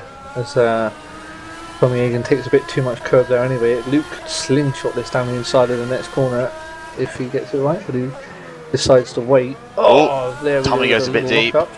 Luke Round the round the outside. What a move! And that should be P2 done and dusted. Oh no, actually that Caterham's got a lot of wings, so he'll have him back now. I think by the time that he's on the back straight, those tyres will have probably warmed up just to about what he wants. So Luke gets a bit of a twitch there, and or maybe even now. ball. Straight back at him. Yeah, if I was Tommy, I'd wait until the straight. Don't go now. Yeah, but I'm gonna go on board A with bit Tommy. tight because to the this is curve gonna there. be- Alex Tommy. in the pits now, as Andy types. Hopefully that doesn't distract anybody. Here we go. Round the outside. Shut the door. Put door.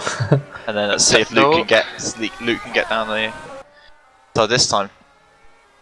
Oh, Tommy's pulling away. You can see the speed on that Caterham. Yeah. Is Mr. Lovett still with us? Yeah, I'm here. I'm Good, just good. watching the race, engrossed. Another good thing about people DNFing, you get to answer more questions from me. So the last race I kind of focused on what people thought of the new mod and the turbo engine cars, if they were preferred to your handling style and stuff like that. So, you know, could you comment on that? Is it a mod that's suiting you? Yeah, I enjoy the mod. Not sure if it suits me. You have to work harder in the car, because I think that's because of the lack of traction. Because obviously we've got no traction control this year. It's the first time we've done that. So yeah, they're more challenging to drive. But yeah, I do enjoy it. They are nice. And the tyres as well are quite tricky because they go off really easy. But that's good. That makes better racing. So yeah, you just have to manage the tyres more. Oops. That's my bad. My bad. Oh, What was that? he's just typed safety car in this lap. Oh dear. I dropped my Confused son of the keyboard. non-English people. I dropped my keyboard. Hopefully, no, nobody slowed down. Quickly type April Fools, even though it's the 1st of June. Yeah, nobody slowed down, so that's okay. Phew. I was moving my keyboard so I could get my laptop on, and I pressed 2, and I dropped it. And Nice. Luke on Tommy. Nice. ooh, there's Duru and Miles are all over each other. Ooh. Ooh. Several battles on Oh. down the field. Luke's Right. not happy about something. That's twice on this straight that he's been weaving behind Tommy. Either he's trying to warm up his tyres or he's not happy about his defending. But, He's got to run down the back straight on Miles. wait, I'm not there! No, he's not doing enough. Miles, there's a lot of straight line speed in that Red Bull. You're going to stop there, okay. Oh no, I thought you were going to take us back to Luke's battle, and Yeah. I was going to say that Luke's actually dropped back a bit. Yeah, That he's was dropped a little literally- bit now from Tommy. Alex Cooper with the fastest lap, 14.6, and again, the incidence of other people is playing into his hands. He's got an 8.1 second lead now over Tommy Egan, over Luke in P3. Vondorf still P4. Where's Miles Dixon? He was P5 a second ago. Oh, he's just been overtaken by Duru. Oh, He was in front of Duru a second ago, now he's behind him. we'll get a replayage. Yeah, so Mars is now down to P7 with Duru now up into P6. Very good move from Dura actually. I don't know if any of you guys were watching that. No, I didn't watch it. Did the cut back and down the inside of the Dory's chicane. gone deep. Miles will try and get back at him down the back straight. We're getting the slipstream. That Red Bull does look a bit faster, so see what he can do. Getting in the slipstream now on the back straight. Seem to have enough. Balancing each other's out. See in the background as well, Alex Cooper's catching this battle. It's Miles has got a lot of weaving across there. That's okay for Miles because Miles is behind. But just Duru stuck to his line, which is very good as he goes a bit wide now. As Miles going to sneak up the inside. Nah, he doesn't. He's got enough traction out the corner. Oh, Duru does a cut there. Don't like it when people do that. Just throw the car down. I love how the commentary turns into bedroom noises. You get much worse. I do a lot of woos, especially when the feathers come out. Anyway, let's move back on as on. Luke is now close up to the back of Tommy again. That's the thing, Luke closes up and then Tommy managed to extend it. So Luke's best opportunity was to overtake him in the pit stop, so unfortunately he did not manage that.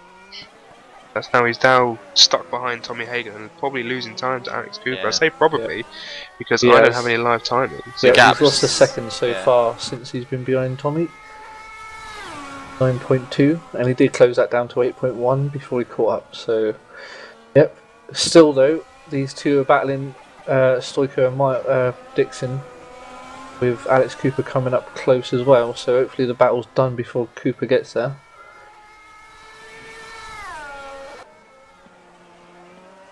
Good feel, guys. Yep, nice and blank. Sorry, I was watching. I'm just looking through the field to see if there's anything else going on. Yeah, it looks like Dan's fallen asleep. Now I'm just watching Luke and Tommy, Right. and then trying to work out. I haven't got timing, so I'm trying to work out if Alex is pulling away a bit. Yeah, he is. Well, if you load up live races on your phone, Dan, it'll give you all the live timings you need. Good point. Very good point. And that's what I've done on my iPad because my laptop's live timings have gone. Half a second now between that's those the thing, two. Like, Luke catches Tommy in the middle sector, and then just the first. What am I talking about? The last sector, Tommy just pulls away. Yeah. Goes to the long straight. The beautiful wings on that Caterham. Yeah. But interestingly, they both were a tenth quicker than Alex that lap. Not sure if Alex caught up to Miles for traffic, but wow, how late on the brakes was Luke then? I don't know. Oh, Luke done it again! Mr. Luke. Too much out the corner. Oh, he's done it it again. Come on, Luke. Where's P4? P4's a mile away, so he won't be at risk of losing another position. But Lemon is currently stuck behind Simon. yeah. Oh, is Radic out the race as well? I don't Looks know what like happened there. I'll have a look and see what happened there in a minute. Simon's not really getting out of the way for years now. Not Tommy sure. Egan with the fastest lap. 4 tenths quicker than Alex that lap. Wow. There you go. Oh, there you go. It's not over yet. As Alex Cooper, this is why he's being held up by Stoiker and Miles Dixon. Now he's managing to get through, but that's cost him a lot of time on this lap. Cooper now through. Miles Dixon now dropping back from Stoiker and looking like he's fighting the car more than racing it. The battle's As Max Kane has left the game as well. Yeah, that's my thing crashing. Oh, nice, Max. Maximus. Sorry. Miles has dropped a bit.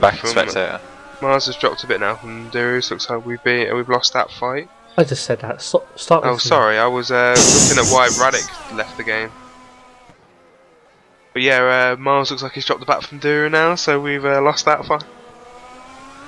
We're looking further down the field. Your headset went in the middle of a fight. We lost that fight. Sorry, I'm not perfect like you, Dave. Well, some people have it, some people don't. Anyway, where's Lee? What place is he? 13. He's 13. He's still being Mr. Consistent. So he's only picked up 1 point this season, so hopefully he'll pick up a few more today, maybe. They might not be big points, but he brings the car home most of the time. So. Only 13 people running left now at that's 20 that started. Yeah. It's a hard track, Canada. It's a good fun one though, but because the walls are maybe a bit too close to people's liking. Oh, and Radic just parked it after losing his front wings. I'm guessing he called it a day after losing one too many. That is Radic out in P14.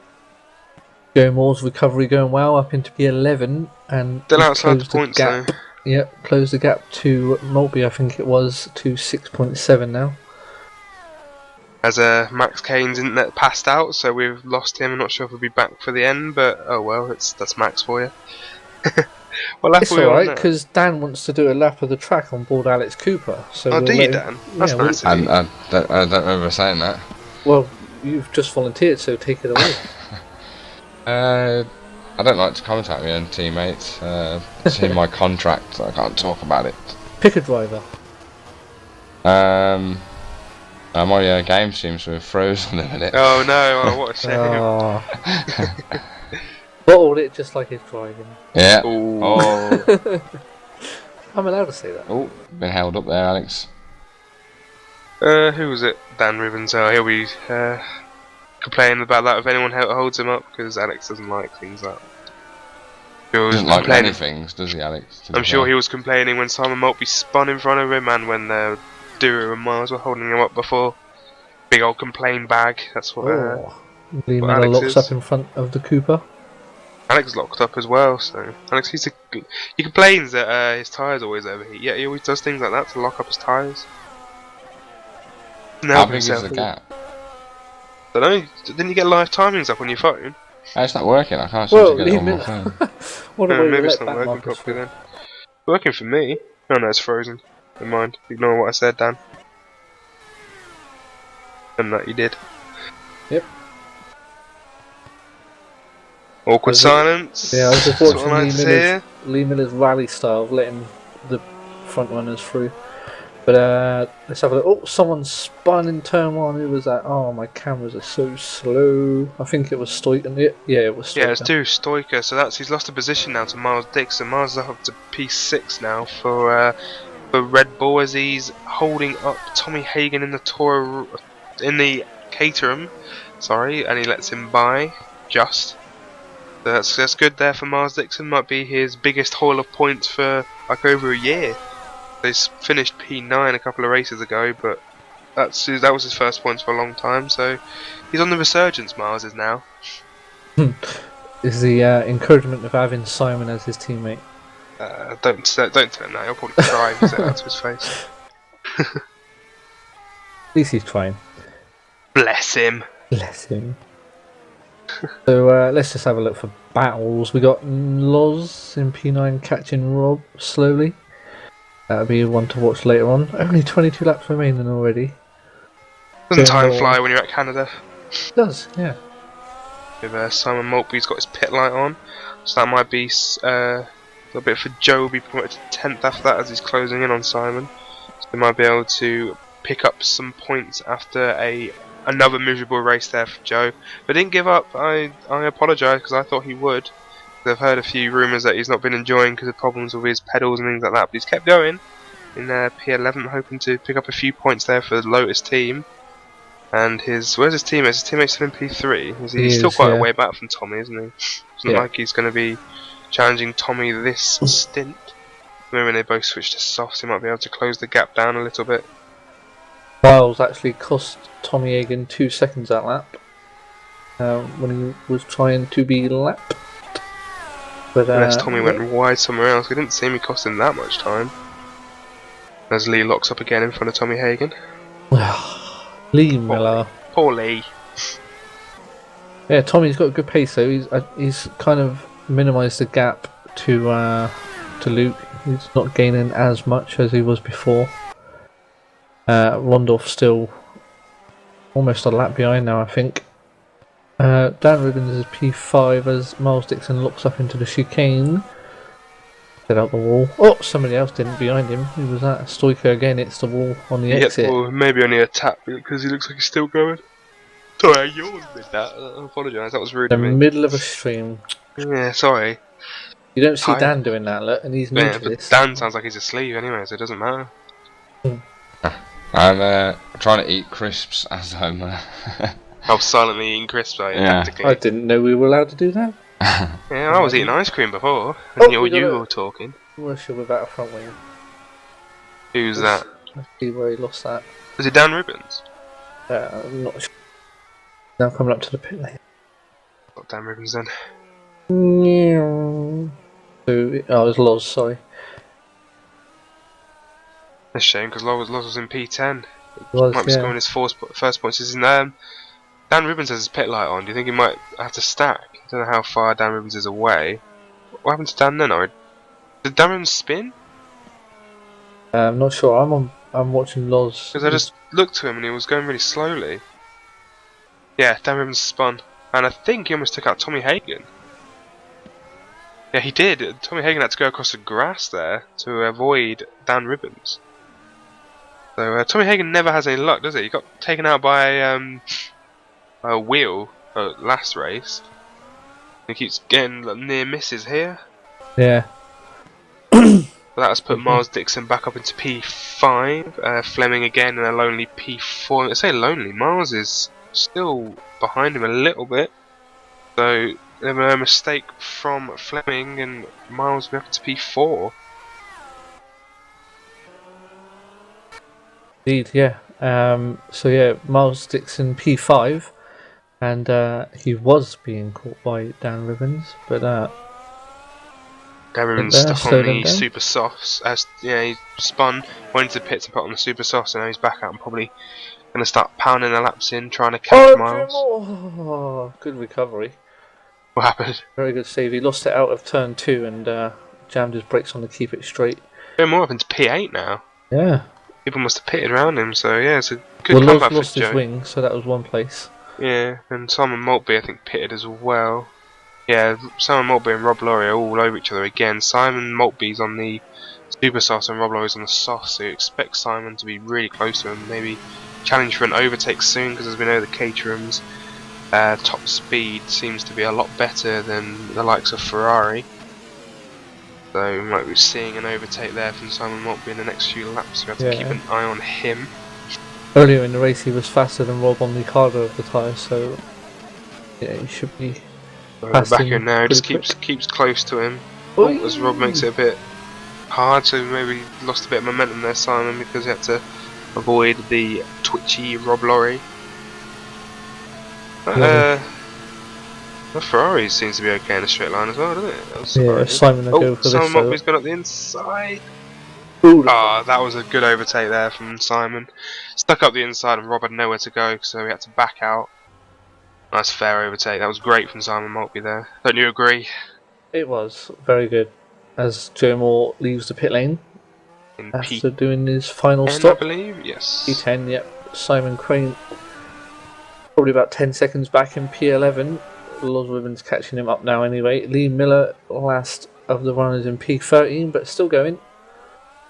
Three cars could crash yet and you might get a point. Never know. Still, what, 18 laps left? 17 laps? 17 laps to go now.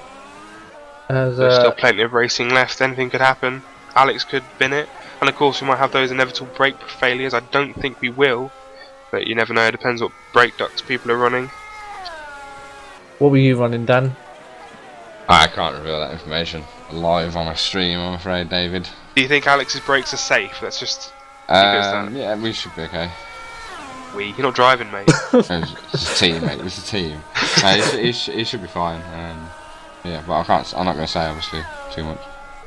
So they're pretty high then. So they're pretty high, yeah. I know Lee Miller is running them on full, as he always used to have brake issues. Wasn't there a season where his brakes went every single race? Yeah. Back in the day. But yeah, the brakes and engines are beefed up in this mod. We want people to finish. We don't want people to having to manage their bits and engines, so this shouldn't be too much of a problem here. I'm hoping, and if they last here, they can last everywhere. You know what I mean? I had to beef up the brakes before round 1, because apparently they wouldn't have made Australia. Nice. I figure that is quite a heavy braking track, but not as bad as Canada. So you know. Yeah. But yeah, they shouldn't. Simon Maltby's now ahead of Rob Laurie. Now we missed that, did we? Yeah. Oh, okay. There we go. No, he didn't. Rob's right behind Simon still. Oh, so I think they were having a fight, and I think Simon must have just got him. Oh, idiot! He overtook him in the final chicane. We watched it. No idiots on stream, Matthew. Calling Dan an idiot. We watched him in the final chicane, didn't we? To be fair, it was us for not paying attention. So yeah, Simon overtook him to the final chicane, didn't he? We all said that was a good overtake. Did You were Dan too not busy. see You were that? too busy munching sensations, Dan. I messed up those words completely. You know what I mean? As Joe Moore is now catching Rob Lorry and Simon Maltby, so we'll probably see Joe trying to overtake the Ferrari than the Caterham. So a few battles to go down the field, but I think, I don't know, do you think Luke's catching? He is, yeah. I was Tommy just about to again, say, yeah. I was waiting for you to finish. I didn't want to interrupt, but yeah, he is catching again. And Alex is just leaving them for dead now. He Yeah. just seems to be pulling away slowly but surely as Tommy Hagen's now coming to lap Simon Crane again, I believe. What Or a Simon. beautiful train of back markers for Luke to get through here. I think there's 4 or 5 in front of him. There's 3, I believe, because one of them is actually Tommy Hagen. And turn 1. Oh, right. Yeah, that makes sense. Yeah, so there's 2 and then there's 1 in front of Tommy. But yeah, he's closed the gap down to 5.5 now. Do you think he's closed the gap because Tommy was going through traffic? More than likely, as Tom has no luck with traffic these last few races. So Simon goes wide to allow them through, but Simon needs to be careful because he is still battling the people behind him. I believe. Yes, he is, so he needs to be careful. He's not battling Fleming, who's directly behind him. That's P4. yeah, I was just about to say that. So the top 3 have lapped everybody. Yeah. That's crazy. Luke gets past the Ribbons brother. Not So sure which one. the person directly behind the person, the position behind Luke is in front of him. That's crazy. That's how quick the top 3 are. Tommy Hagen, very impressive with his speed now. He's joined the top rank now. I reckon we'll see a win or 2 for him before the end of the season if his pace just keeps going. Well, it takes other drivers a few more races than others to get into the setup of the mods. So yeah, it looks like the Monaco was definitely the coming of Tommy. As Luke has his pit light on again, so I reckon we'll see Tommy featuring on the podium very often now. As Luke has his pit light on, did you say? Yeah, Luke has his pit light on now, so we'll probably be seeing probably a final stop for him now. Probably slap on the softs towards the end. It'll be interesting to see. There's 15 laps remaining, isn't there? 14 now, yeah. Yeah, so I reckon they will be slapping on the softs for the end of the race. Probably the softs will be quicker than these used supers now anyway, so that's gonna be... Oh! As a spinner then, was that Simon Crane spinning again? Don't tell me he lost a wheel or anything. In P12. No, he's got everything on. He spun in front of Luke. As if he took Luke out. Oh dear.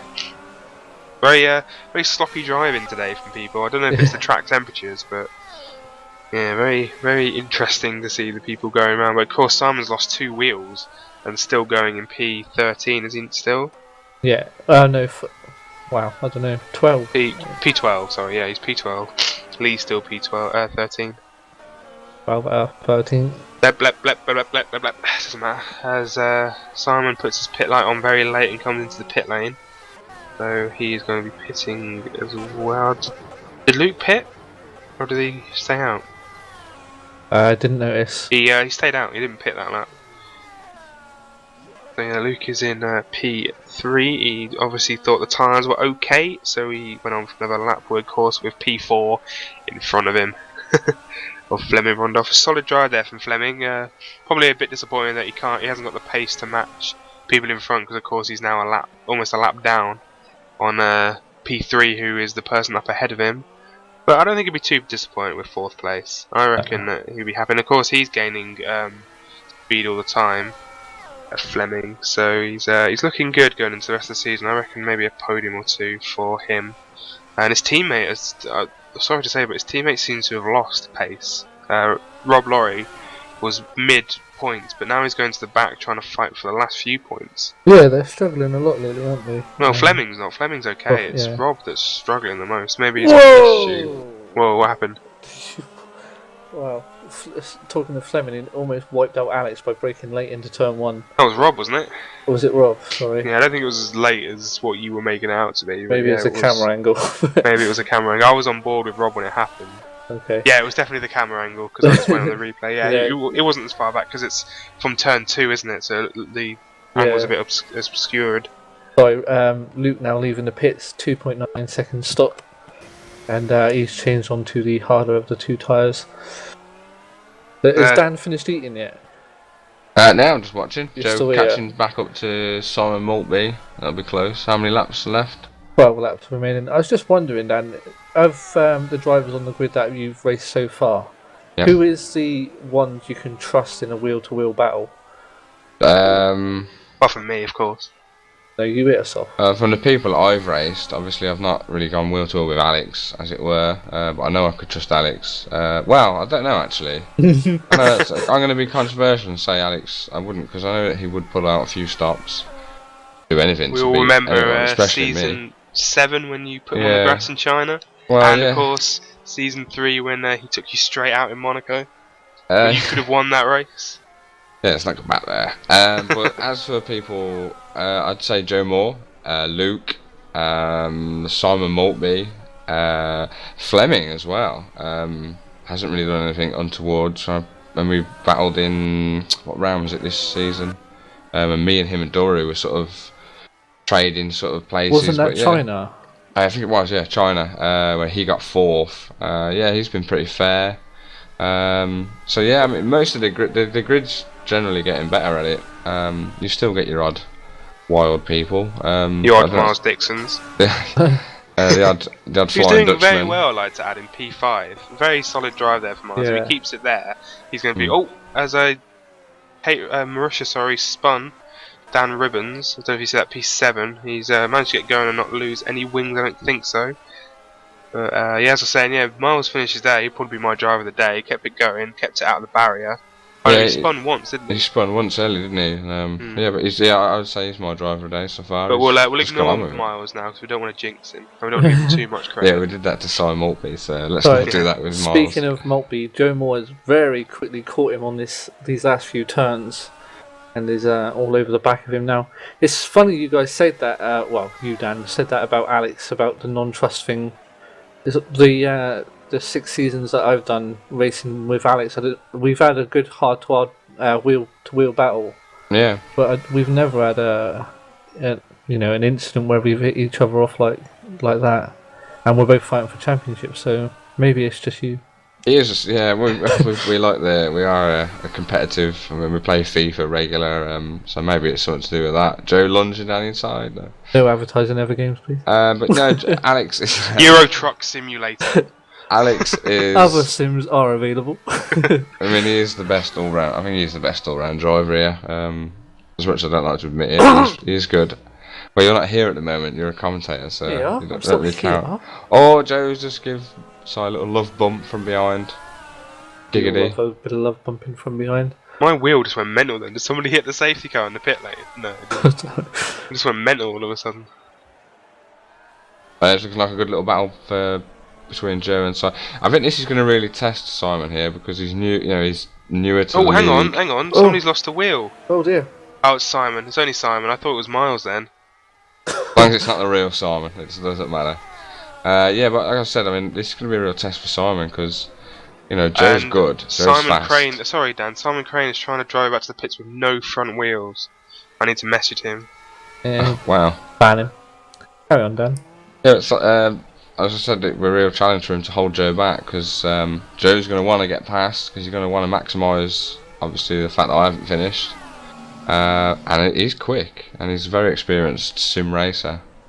So this is going to be a real test. I'll be very, very impressed with Simon if he holds him back here. That's someone Those left the caterums channel. have got good wings. Yeah, Joe seems to catch up in the corners, and then just on these straight, he just doesn't seem to be able to get any toe on him, just Joe, and Simon just pulls away from him just enough. There's a bad exit there from the caterum driver though, as Joe Moore quickly dives in his slipstream and pops out to look down the inside of turn 1, and he should comfortably outbrake. And there we go. That's that move P8. done. there's There's me letting Simon down there. Let me down there, sorry. So Luke has very quickly got the gap down to 3 seconds on Tommy Yeager now for P2 and 3. So the last few laps should be very interesting. We'll cut back to that later. What's his name? Sorry, Rondorf all on his own in P4. So is Miles Dixon in P5. Also Stoiker in P6. Who's that? Dan Ribbons 7 on his own. Gilmore just past Simon Maltby for 8 and 9, and last of the points is Rob in P10. Loz Wivens 11, Lee Miller 12, and that's it. Yeah, 2 more cars, Lee. You get a point. Come on. That should have been an easy second for Luke, though. We had 20 cars have started and 8 have retired. As I said, a very challenging track Canada is, but of course there's still seats available, so if anyone wants to get involved, go to www.OGLSimRacing.com and sign up and post on the forums. I reckon they're all doing .co.uk and messing it up. Yeah, maybe. You're not getting that many people. Where are you guys? Come on. It's interesting you say that about Luke Dan. You said it should be an easy second. He hasn't managed to pass Tommy yet with those wings on that Caterham. Yeah, but if he didn't spin twice, he would have been ahead of Tommy. Or would he? Well, dun, dun, dun. dun, dun, dun. Anyway, what's the gap between Tommy and Luke? Oh, they've closed a lot. I was about to swear then. Luke's closed in quite a lot, hasn't he? So it is. Well, he's gained 8 tenths that lap. It's down to 2.9. With 6 laps remaining, is it? If my calculations are correct. 7. Sorry, yeah. I'll just leave. Yep. So yeah, 7 laps remaining. I do apologise, and Luke has got that gap down quite a lot, I think. So yeah, it doesn't look like they're going to be challenging Alex because he just seems to be in a league on his own right now. Not pulling out as much as I thought he would because they were battling. I think Alex is going to be a bit worried here that the gap hasn't really moved. Well, I don't know. 7 laps to go. I reckon with the brakes the way they are on this track, he might be. Oh, there's a yellow flag out again. Rob Laurie has spun it, but he's kept it going. So there's no. Yeah, Tommy Higgins really struggling on these tyres. He's locked up into every corner this lap so far. So I think it's more to do with Tommy struggling than Luke super fast, but he is still quick, obviously. Maybe, so we might get a good battle towards the last few laps of the race. As Tommy Higgins getting held up by Fleming here. They'll probably let him through now. Yeah, he does. So that's Tommy now past Fleming, but he's probably lost a lot of time there. Actually, no, it doesn't look that bad for Luke. Fleming was very reluctant to move over there, wasn't he? Is he racing someone, Flem? No, nope. I don't think he is. All on his own. The person he's trying to catch is the one that's lapping him now. So. Yeah, so that's now the top 3 lapping everybody. So P4 is now a lap down on P3. Doesn't look like anyone else is going to get majorly lapped. Maybe P9 might get lapped again. I don't know who that is. One thing I'd like to say quickly, actually, in terms of what you've just said about people, the top 3 lapping, I think the standard, as a driver's point of view, the standard from the whole field is massively raised this year. I think that's why certain people like myself are struggling. Oh, hang on, sorry, Rob Laurie is now missing a front wheel. Oh, another one, awesome. I don't know what happened there to Rob Laurie. Let's check the roof. I think it's too far back for you to look at, Dave. He's pitted, he's boxed, he's out. He went straight on into turn 2, and then. Is that the first sign of the brakes failing? No, I don't think so. I don't think it. No, and then he raged and smacked straight into the wall. That's very unsportsmanlike there. Yeah, it's down as an accident. Yeah, we all have our off days, I suppose. So I don't know what he was, but maybe he just got a bit angry and a bit of red mist descending, but that is Rob Laurie now out of the race. So we're down to 11 drivers, so Lee, if one more person retires, Lee is in the points. It's going to happen, because Luke is very quickly catching. It's down to 1.5 now, so when these two could tango up. Well, you know, I like Lee to get points. Never know, I have to wait and see what happens with Lee. It'd be disappointed in Lee finishing P11, but again... Well, I just want to know the mindset, Dan, if you could sort of tune into a Polish brain for a second, like of Luke right now, because he obviously missed Monaco. He's got a big gap to close on Alex, and he's closing down for P2 only. What would be going through his head now? It's a real tough one with Luke, because me and Matt play a lot of stuff. We were playing Armour 3 last night with him. Another plug for a game there. Yeah. And he does. he says that him and Joe. I think he's a lot more competitive than Joe. He says that Joe isn't really in it for the the competitive side. He just really loves racing. Yeah. But deep down, anyone that races in this, you have to have some sort of competitive edge. Yeah. And I do think. He keeps saying, I missed the odd race, but he tests a hell of a lot. He's really into it. He's now a provider of our server with Matt. Him and Matt, so he's actually paying Is it half? You and Yeah, go halves. So he's obviously investing into it. So I think it is getting to him. I do a little tiny bit. Whether that's why he's spinning. He hasn't spun twice in a race for a long time. So maybe it's just getting to him a little bit. Because Alex is. Oh, sorry, he's all sorry, over Dan. the back of Tommy. Yeah, he's got the cut back on Tommy. So those wings should keep Tommy just in front, but this is going to get interesting these last 4 laps. It is Luke that is going to spoil Alex's hat-trick by That getting speed the in the fastest corner lap. there. Got so much speed in the corners coming out. But unfortunately, Tommy's just got better straight line speed. Tommy should just, yeah, that's what we can say. Don't think Tommy will be too much of an issue. Should stay ahead before the end of this.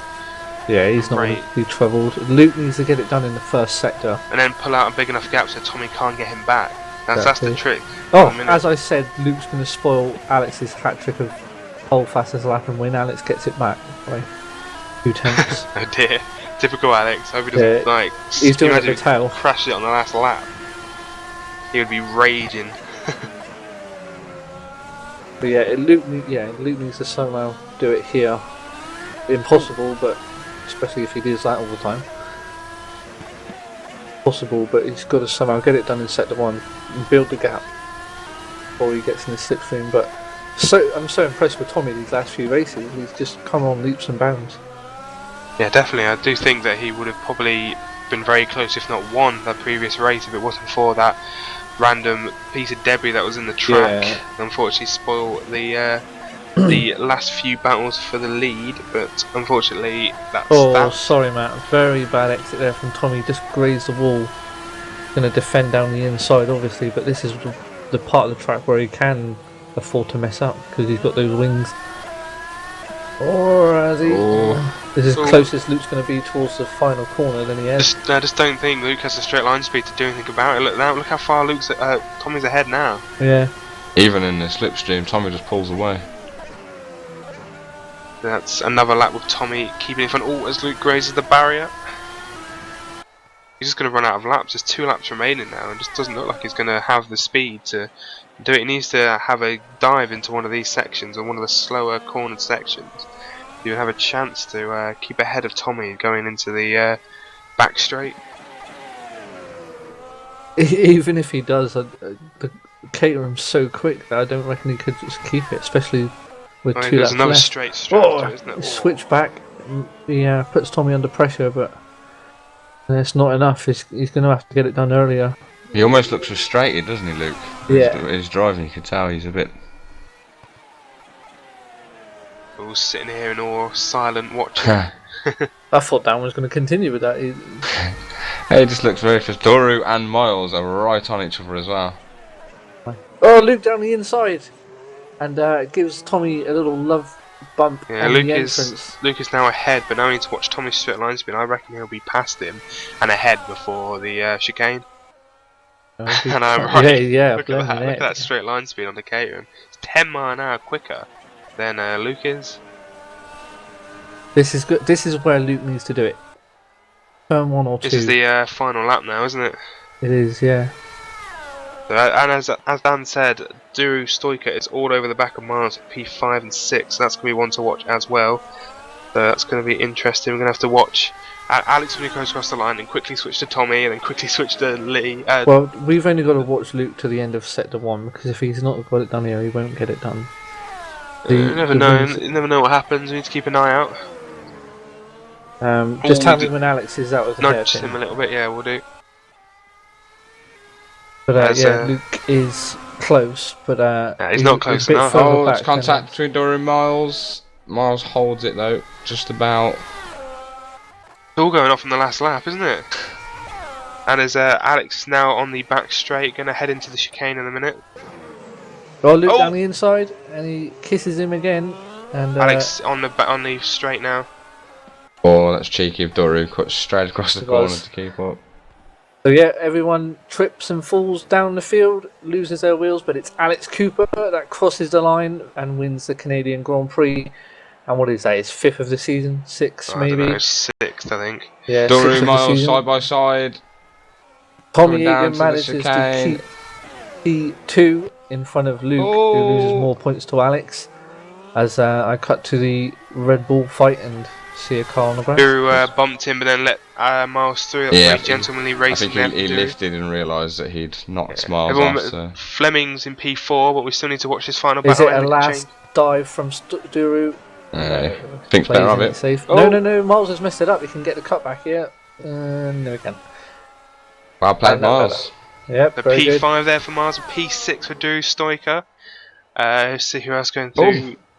Oh, What happened? what? Give him a little. Oh, what's going on here? Oh, a bit of after dinner party going on here. After dinner party. Yeah. I like it. Literally as they come into turn 1, Doru slammed into Miles and then cut across and Miles hit him back. I don't know if that was intentional, but I have to mention that. Going more recovery up into P8, and it was Simon P9 with Loz in 10th, and Lee Miller unlucky, 1 place out the points, but good finish. He kept all his wheels and wings. That's all that matters. And to keep in the spirit of Canada, Doru is travelling back to the pits with 3 wheels. Oh, bless him. Remember, everyone has to make it back to the pit lane, otherwise they get licence points. He looks comfortable, so. Yeah, it looks like he's going to make it back. Yeah, let's do a little poll then for driver of the day, even though I think I know you're going to say. Oh, go on then. Well, you're both going to say Miles. I think I'll ask you anyway. I think I might give it to Tommy actually. Very good, kept close to Alex, and of course he beat Luke at the end of the day, so that was great driving there from Tommy Hagen. Of course you can't fault Alex, but yeah, I think Tommy's my driver of the day today. Sorry, Miles. Dan? I'm going to go Miles. It's very easy to pick someone at the front. As great a race Tommy's had, I'm going to go for Miles because he hasn't had a great season. He finished 1 race last season, so I think he did well. He had 1 little spin, and then battled back through and kept it out of trouble the rest of the race. So yeah, Miles Dixon for me. What about you, Dave? Go on. I just really want to say Lee, just because. Well, Lee didn't score any points. Okay, no one cares about points. It's not about points of the day. It's about driver of the day. Points mean prizes. Not in my book. It's about not giving up. Prizes. It's like you got drivers out there that crash and give up, but Lee, even though he's never on the pace, bless him, he never gives up and always brings the car in. So he's done it again, and only 2 laps down. I think that's really good for Lee. Not far off. Okay, well, we'll say well done to Lee. Shall I jump up and see if there's anyone to want to interview? Might as well. While you're doing that, I'll get Dan's roundup of the event. Yeah, it was a good race. Obviously, I wish I was in it. Alex steamrolling again. Mr. Cool at the front, no problems. Nice little battle between Luke and Tommy. But again, like I said earlier, Luke should have had an easy second there, to be honest. A good recovery from Joe. And a good battle all round from the midfield, really. And of course, the back runners kept it going. Lee, good old Lee, bless him. So yeah, it was a good race to watch. Yep, and what we'll do then is, as you've just commentated on it, we'll jump straight to your teammate, the winner of the Canadian Grand Prix, pole fastest lap and the win, and it's too easy, isn't it, Alex? I wouldn't say it's too easy. I only won by 16 seconds. And easy. I was lucky that I repassed Tommy at the start. It was a bit of a dive bomb, so I might get a penalty or a licence point for that. But yeah, it was a good race. Luke got stuck behind Tommy, so it wasn't too much of a challenge, really. You've got an interesting end to the season now, because you've obviously got you and Luke fighting, but you've got other people like Tommy joining in the battle with you now, so consistency is going to be more of a achievement for the remainder of the season. Yeah, I think Tommy will be on the pace every race now. He seems to have got a good setup, so yeah, it should be a 3-way fight. I don't mind.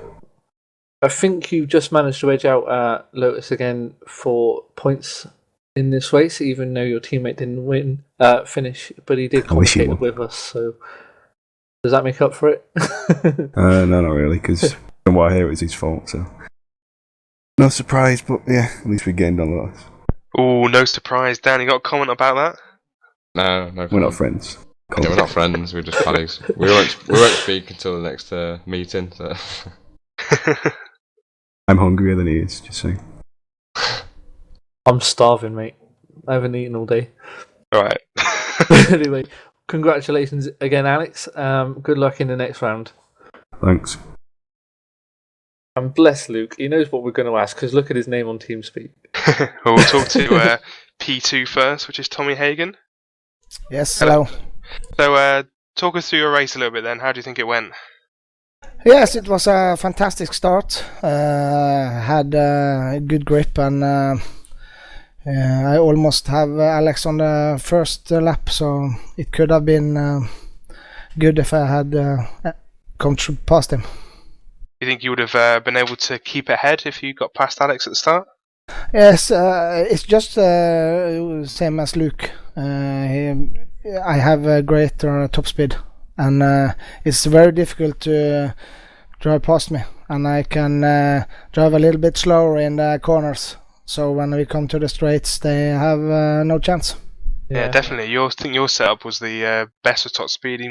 Even your teammates was a little bit slower. You're going at like 205 miles an hour, which is like 10 miles an hour quicker than Luke. So a very good setup there. Looking forward into Austin. So do you think you'll be able to challenge even more? Do you think you'll be able to get closer to Alex? Sorry, Austin, Austria. My apologies. Yeah. I was reading the calendar wrong. Your league admin there, ladies and gentlemen. I'm not sure. I have not driven that track so much, so I have to start all over again and see to learn the track and see. I don't think I could be as close to Luke and Alex as I was today. Well, you got 2 weeks, so plenty of time. Anyone else want to add anything to Tommy? Because I realise I took over. That's all right. You're doing well. I just wanted to say basically the same as Matt. You've had a troubled-ish start pace-wise to the season, but the last few rounds, your pace has improved quite big. Do you reckon that's something you can keep improving on for the rest of the season and challenge the top two? This time I had a good setup, and I worked a lot with it, and I didn't drive at the official server at all, just to hide my top speed. so I saw that everyone had around 315, and I know that I had a lot more than that, and I could have drove faster with maybe a couple of tenths with lower wings, but it has so much to say when you have the top speed on the straights. Yeah. Very interesting tactic, and one that's proved very well as you've gained P2. You're second in a row, so congratulations and go celebrate. Thank you, I will. Cheers. I said go celebrate because I couldn't think of anything else to say. But yeah, it looks like our Mr. Lovett has got P3 with him. I don't ask Dan to do it. Yeah, he's going to have a go. He's a commentator. Oh no, I'm not. This is your area. I can't commentate. It would be unprofessional as I'm a driver. So. Right, Luke, how you doing? Hello. Talk us through your race then. How do you feel that went? Great battle. I think that's the most enjoyable part of it. I finally got it. I know I finished third, but I really didn't care. The battle I had with Tommy was just crazy and really enjoyable. And I had my 2 spins, so yeah, your typical Canada is marked for the spin ×2. Honestly, I didn't mind. I know I wasn't the fastest today. I know Alex is going to get pole. Congratulations to him and to Tommy. I think they done really, really well. I've really enjoyed the battle. So Alex has won 4 in a row now. Do you think you'll be able to challenge him in the next race, which is Austria? Do you think you can close the gap? How many Lewis Hamilton won with Rosberg? 4 in a row. Right, so it's the time to catch up now. Yeah, so it's now your time. Alex, I think, is now 25 points ahead of you. So you got a lot of catching up to do. Luke. Is enough space to dive? With a parking lot on the side like Rosberg? Is that possible anywhere in Austria? I'm not sure if you can do that. There's a few places. Yeah. Okay, I need to have a look at it. I won't have much time to practice due to I'm going away, but I'm definitely looking forward to it. Luke, it's not good enough. You take your computer with you. Well, it's a commitment, eh? The work commitment, call Dave. So Luke, unlucky again with the spins. In the middle of the race, it did look like you were frustrated behind Tommy. You were weaving your car, or was that just cold tyres? weaving, just me spinning, just annoyed about spinning. Have a little stress out where you in your car. No, I mean, just get to the point, how many more times I have to do it, until they learn the lesson, it's just like, banging their head on the wall. But honestly, I did enjoy the race. This is where we came from with Joe, to enjoy the battles. I had one with Tommy. I'm well happy, so. Nice one. The points, the points is the second thing, but the having such a battle, that many laps, the pit stops, who's going to go pit first, get a bit of tyres. I caught up with him, got him on his tail, try to overtake him on a straight. It was like, bye Mercedes, or Caterham used to go, bye bye, and then back on the corners. You can't. You can ask for more. I do enjoy it. So. Just quickly mentioning Joe, he had a tough race. He spun at the start. Do you think he's happy with the result, considering where he was at the start of the race? I think he would be well in the front if he didn't have that spin. That was the lap for Lotus, Lotus spin lap, Did you both spin on the same lap? I didn't catch that. Literally one lap after was like 5 corners later. And I'm thinking, Joe, what the hell's going on? Is there someone pressing the spin button now? Is there something? Yeah, it's me. I have a spin button for Lotus and a crash to desktop button as well. It's got to be. That's why Joe's get this connection all the time, isn't it? Yeah, it's all me. This admin cheats, Yeah. No, I do enjoy it. It's Canada is one of those great tracks when you can battle with people for such a long time. The straights, the corners, the chicanes. Every little mistake counts because everyone's so close to each other. I cannot complain. I'm happy with the result. Well, that's good, and good luck in 2 weeks' time when we go to Austria. Yeah, cheers, guys. Who have we got now? Why did you moving back? Confused me then. Yeah, I confused myself. Who we got next? I think Simon was next in the commentary. Simon Maltby. Hi Simon guys. Maltby. How you doing? We're very well. How are you after that long race? Tired. That was a good race, that one, and I scored more points. Yeah. Yay! What it's all about. Talk us through it, because there was a few incidents going down the field. Was any of them you caught up in?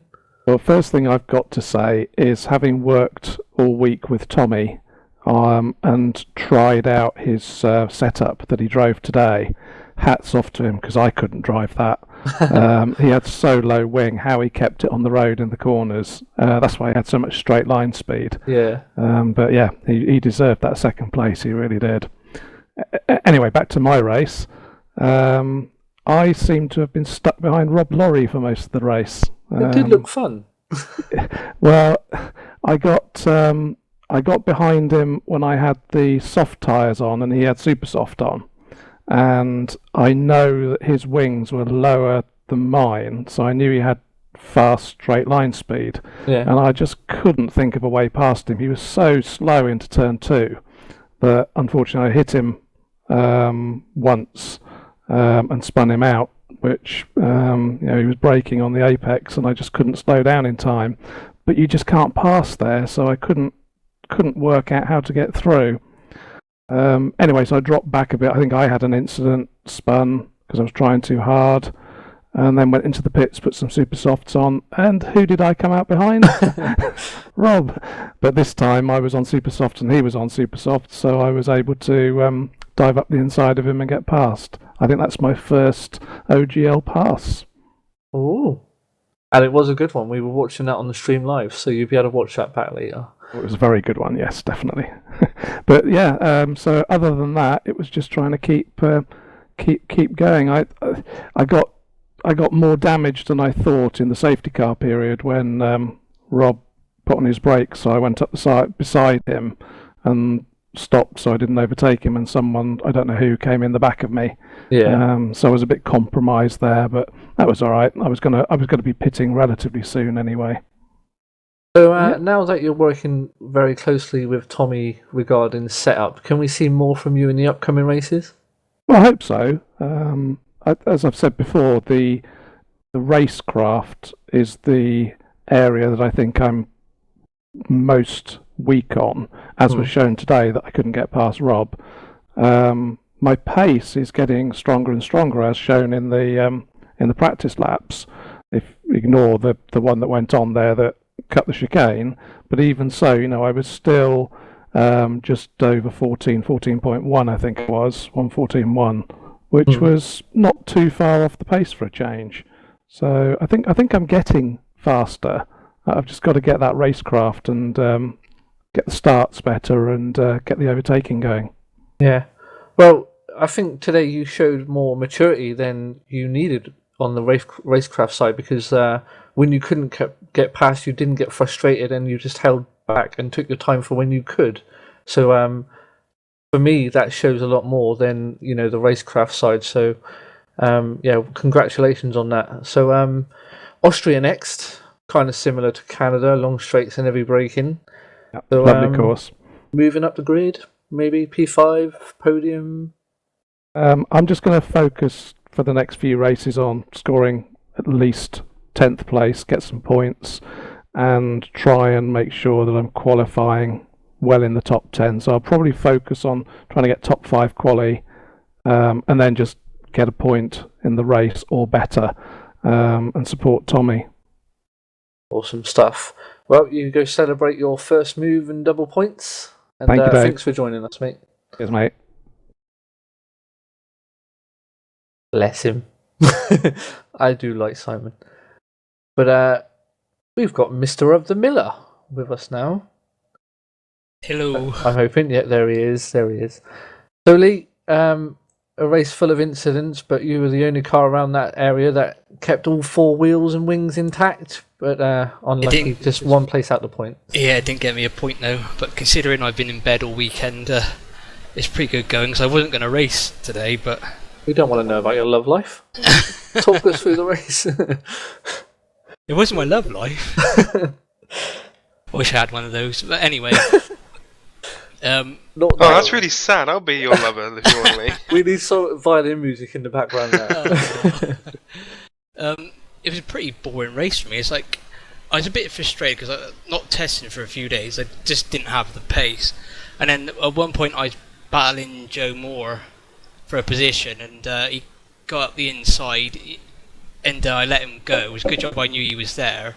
Then a couple laps later, he's passing me. I thought, what? As I laugh at me, I thought, oh no, not again. And it's just, I needed more people to not finish to score. Otherwise, I managed to stay out of the walls. I kept going all right. I was quite surprised when I thought about it. I thought, well, this track is a track that will take you out if you're not careful. And it's a lot of people did crash out, and I thought, well, I might have a chance, but there wasn't enough safety cars, Matt. Well, people should have had more horrific incidents then, shouldn't they? There was. But I think this is one of the very few times you've raced Canada where your brakes survived. Do you know what? I was thinking to myself, will anybody fail today? But they didn't, did they? Not that I know of, anyway. Now, Lee, be honest. What was more fun, commentary with me or this race? Neither. Oh. Yeah, that's not very nice, is it? No. We're done with you now, Lee. Go away. Yeah, Austria next, Lee. What are your aims for that one? It's a fun track. It's not a very long track, if I remember rightly. The first turn probably could cause chaos, and is it the second or third turn where it's that uphill corner? Second one, yeah. Yeah, I think that might be troublesome. Other than that, I think it's a pretty good track, so we'll see what happens. Oh, and getting out of the pit might be tricky because it's a thin pit lane, isn't it? To get out. Yeah, I'm looking forward to seeing Lee crashing into that. So, apart from the corners, you're looking forward to the track. Yeah. Quite a lot of straights on it as well, Lee, so you'll probably be okay. Well, one long straight and I'll be fine. You're alright, there's 3, mate. You'll be fine. Ooh. Looking forward to that one. Unlucky not to get the points, mate. What was the reason for your amazing teammate not being here today? I think he had family trouble, so he was rushed away. Not good enough, but okay. Back in, mate. Well, why, is somebody else coming back? There's somebody else up there called Dean. I think he wants to come back, so have a word with him. I was tempted to bring Dean in here before, just have a little chin wag, but yeah, I went to AFK, so I didn't. Other than that, it was quite fun, even though I wasn't really fighting with anybody. Good. Well, at least you sort of enjoyed it. You kept it out of the war at least, which is more than ever people did. So. I didn't lose a wheel, that's the main thing. Exactly. So, yep. Thanks for joining us, Lee. No problem. We'll see you in Austria. Commentate with me. You will. Cheers, Lee. Bye. Now, hopefully, I've got Dan with me still. Yeah, absolutely. Because it's time for the race roundup, starting with you. Yeah, like I said before, I mean, solid race from Alex again. Trouble free at the front, not making any mistakes, and it was a good little battle between Luke and Tommy. Just be interesting to see where Luke goes from here, really, because he's got to step it up a little notch to get onto Alex's level. Not a big notch, just a little one. Just a little one, a little tiny notch. But yeah, it'd be interesting to see like how them three go, because if Tommy keeps going the way he's going, he could be pushing for race wins. So it'd be good to see. Obviously not for us, because I'd like to see Alex winning, but for the league, it'd be good to see three contenders for races. Yeah, it'll spice up the battle a bit, won't it? And also, Luke's at that stage now where he can be more aggressive. Like when he's without racing spinning. Yeah, well, do that first. Yeah. Yeah, be interesting middle parts of the season, wouldn't it? So, Matt. I think Dan summed it up very, very well. It was a good race there from Tommy and Luke to have that nice battle again. No one can catch Alex at the minute, can he? Can they? He's unstoppable. That's 4 races in a row he's won now. That's the 6th this year, so out of 7. So yeah, it's looking to be all good for Alex to maybe win his first ever OGL championship. So we'll have to wait and see what happens to the rest of the season. As the rest of the race, it's very good from the likes of Miles Dixon, Drew Stoiker again, I believe, scored the points. I think he's scored points in every race this year. So it's some battles are good in the midfield again. I think both Marussia's scored today as well. So as I said, well done to everybody that finished, and looking forward to Austria, which is in 2 weeks' time. Go on, advertise this.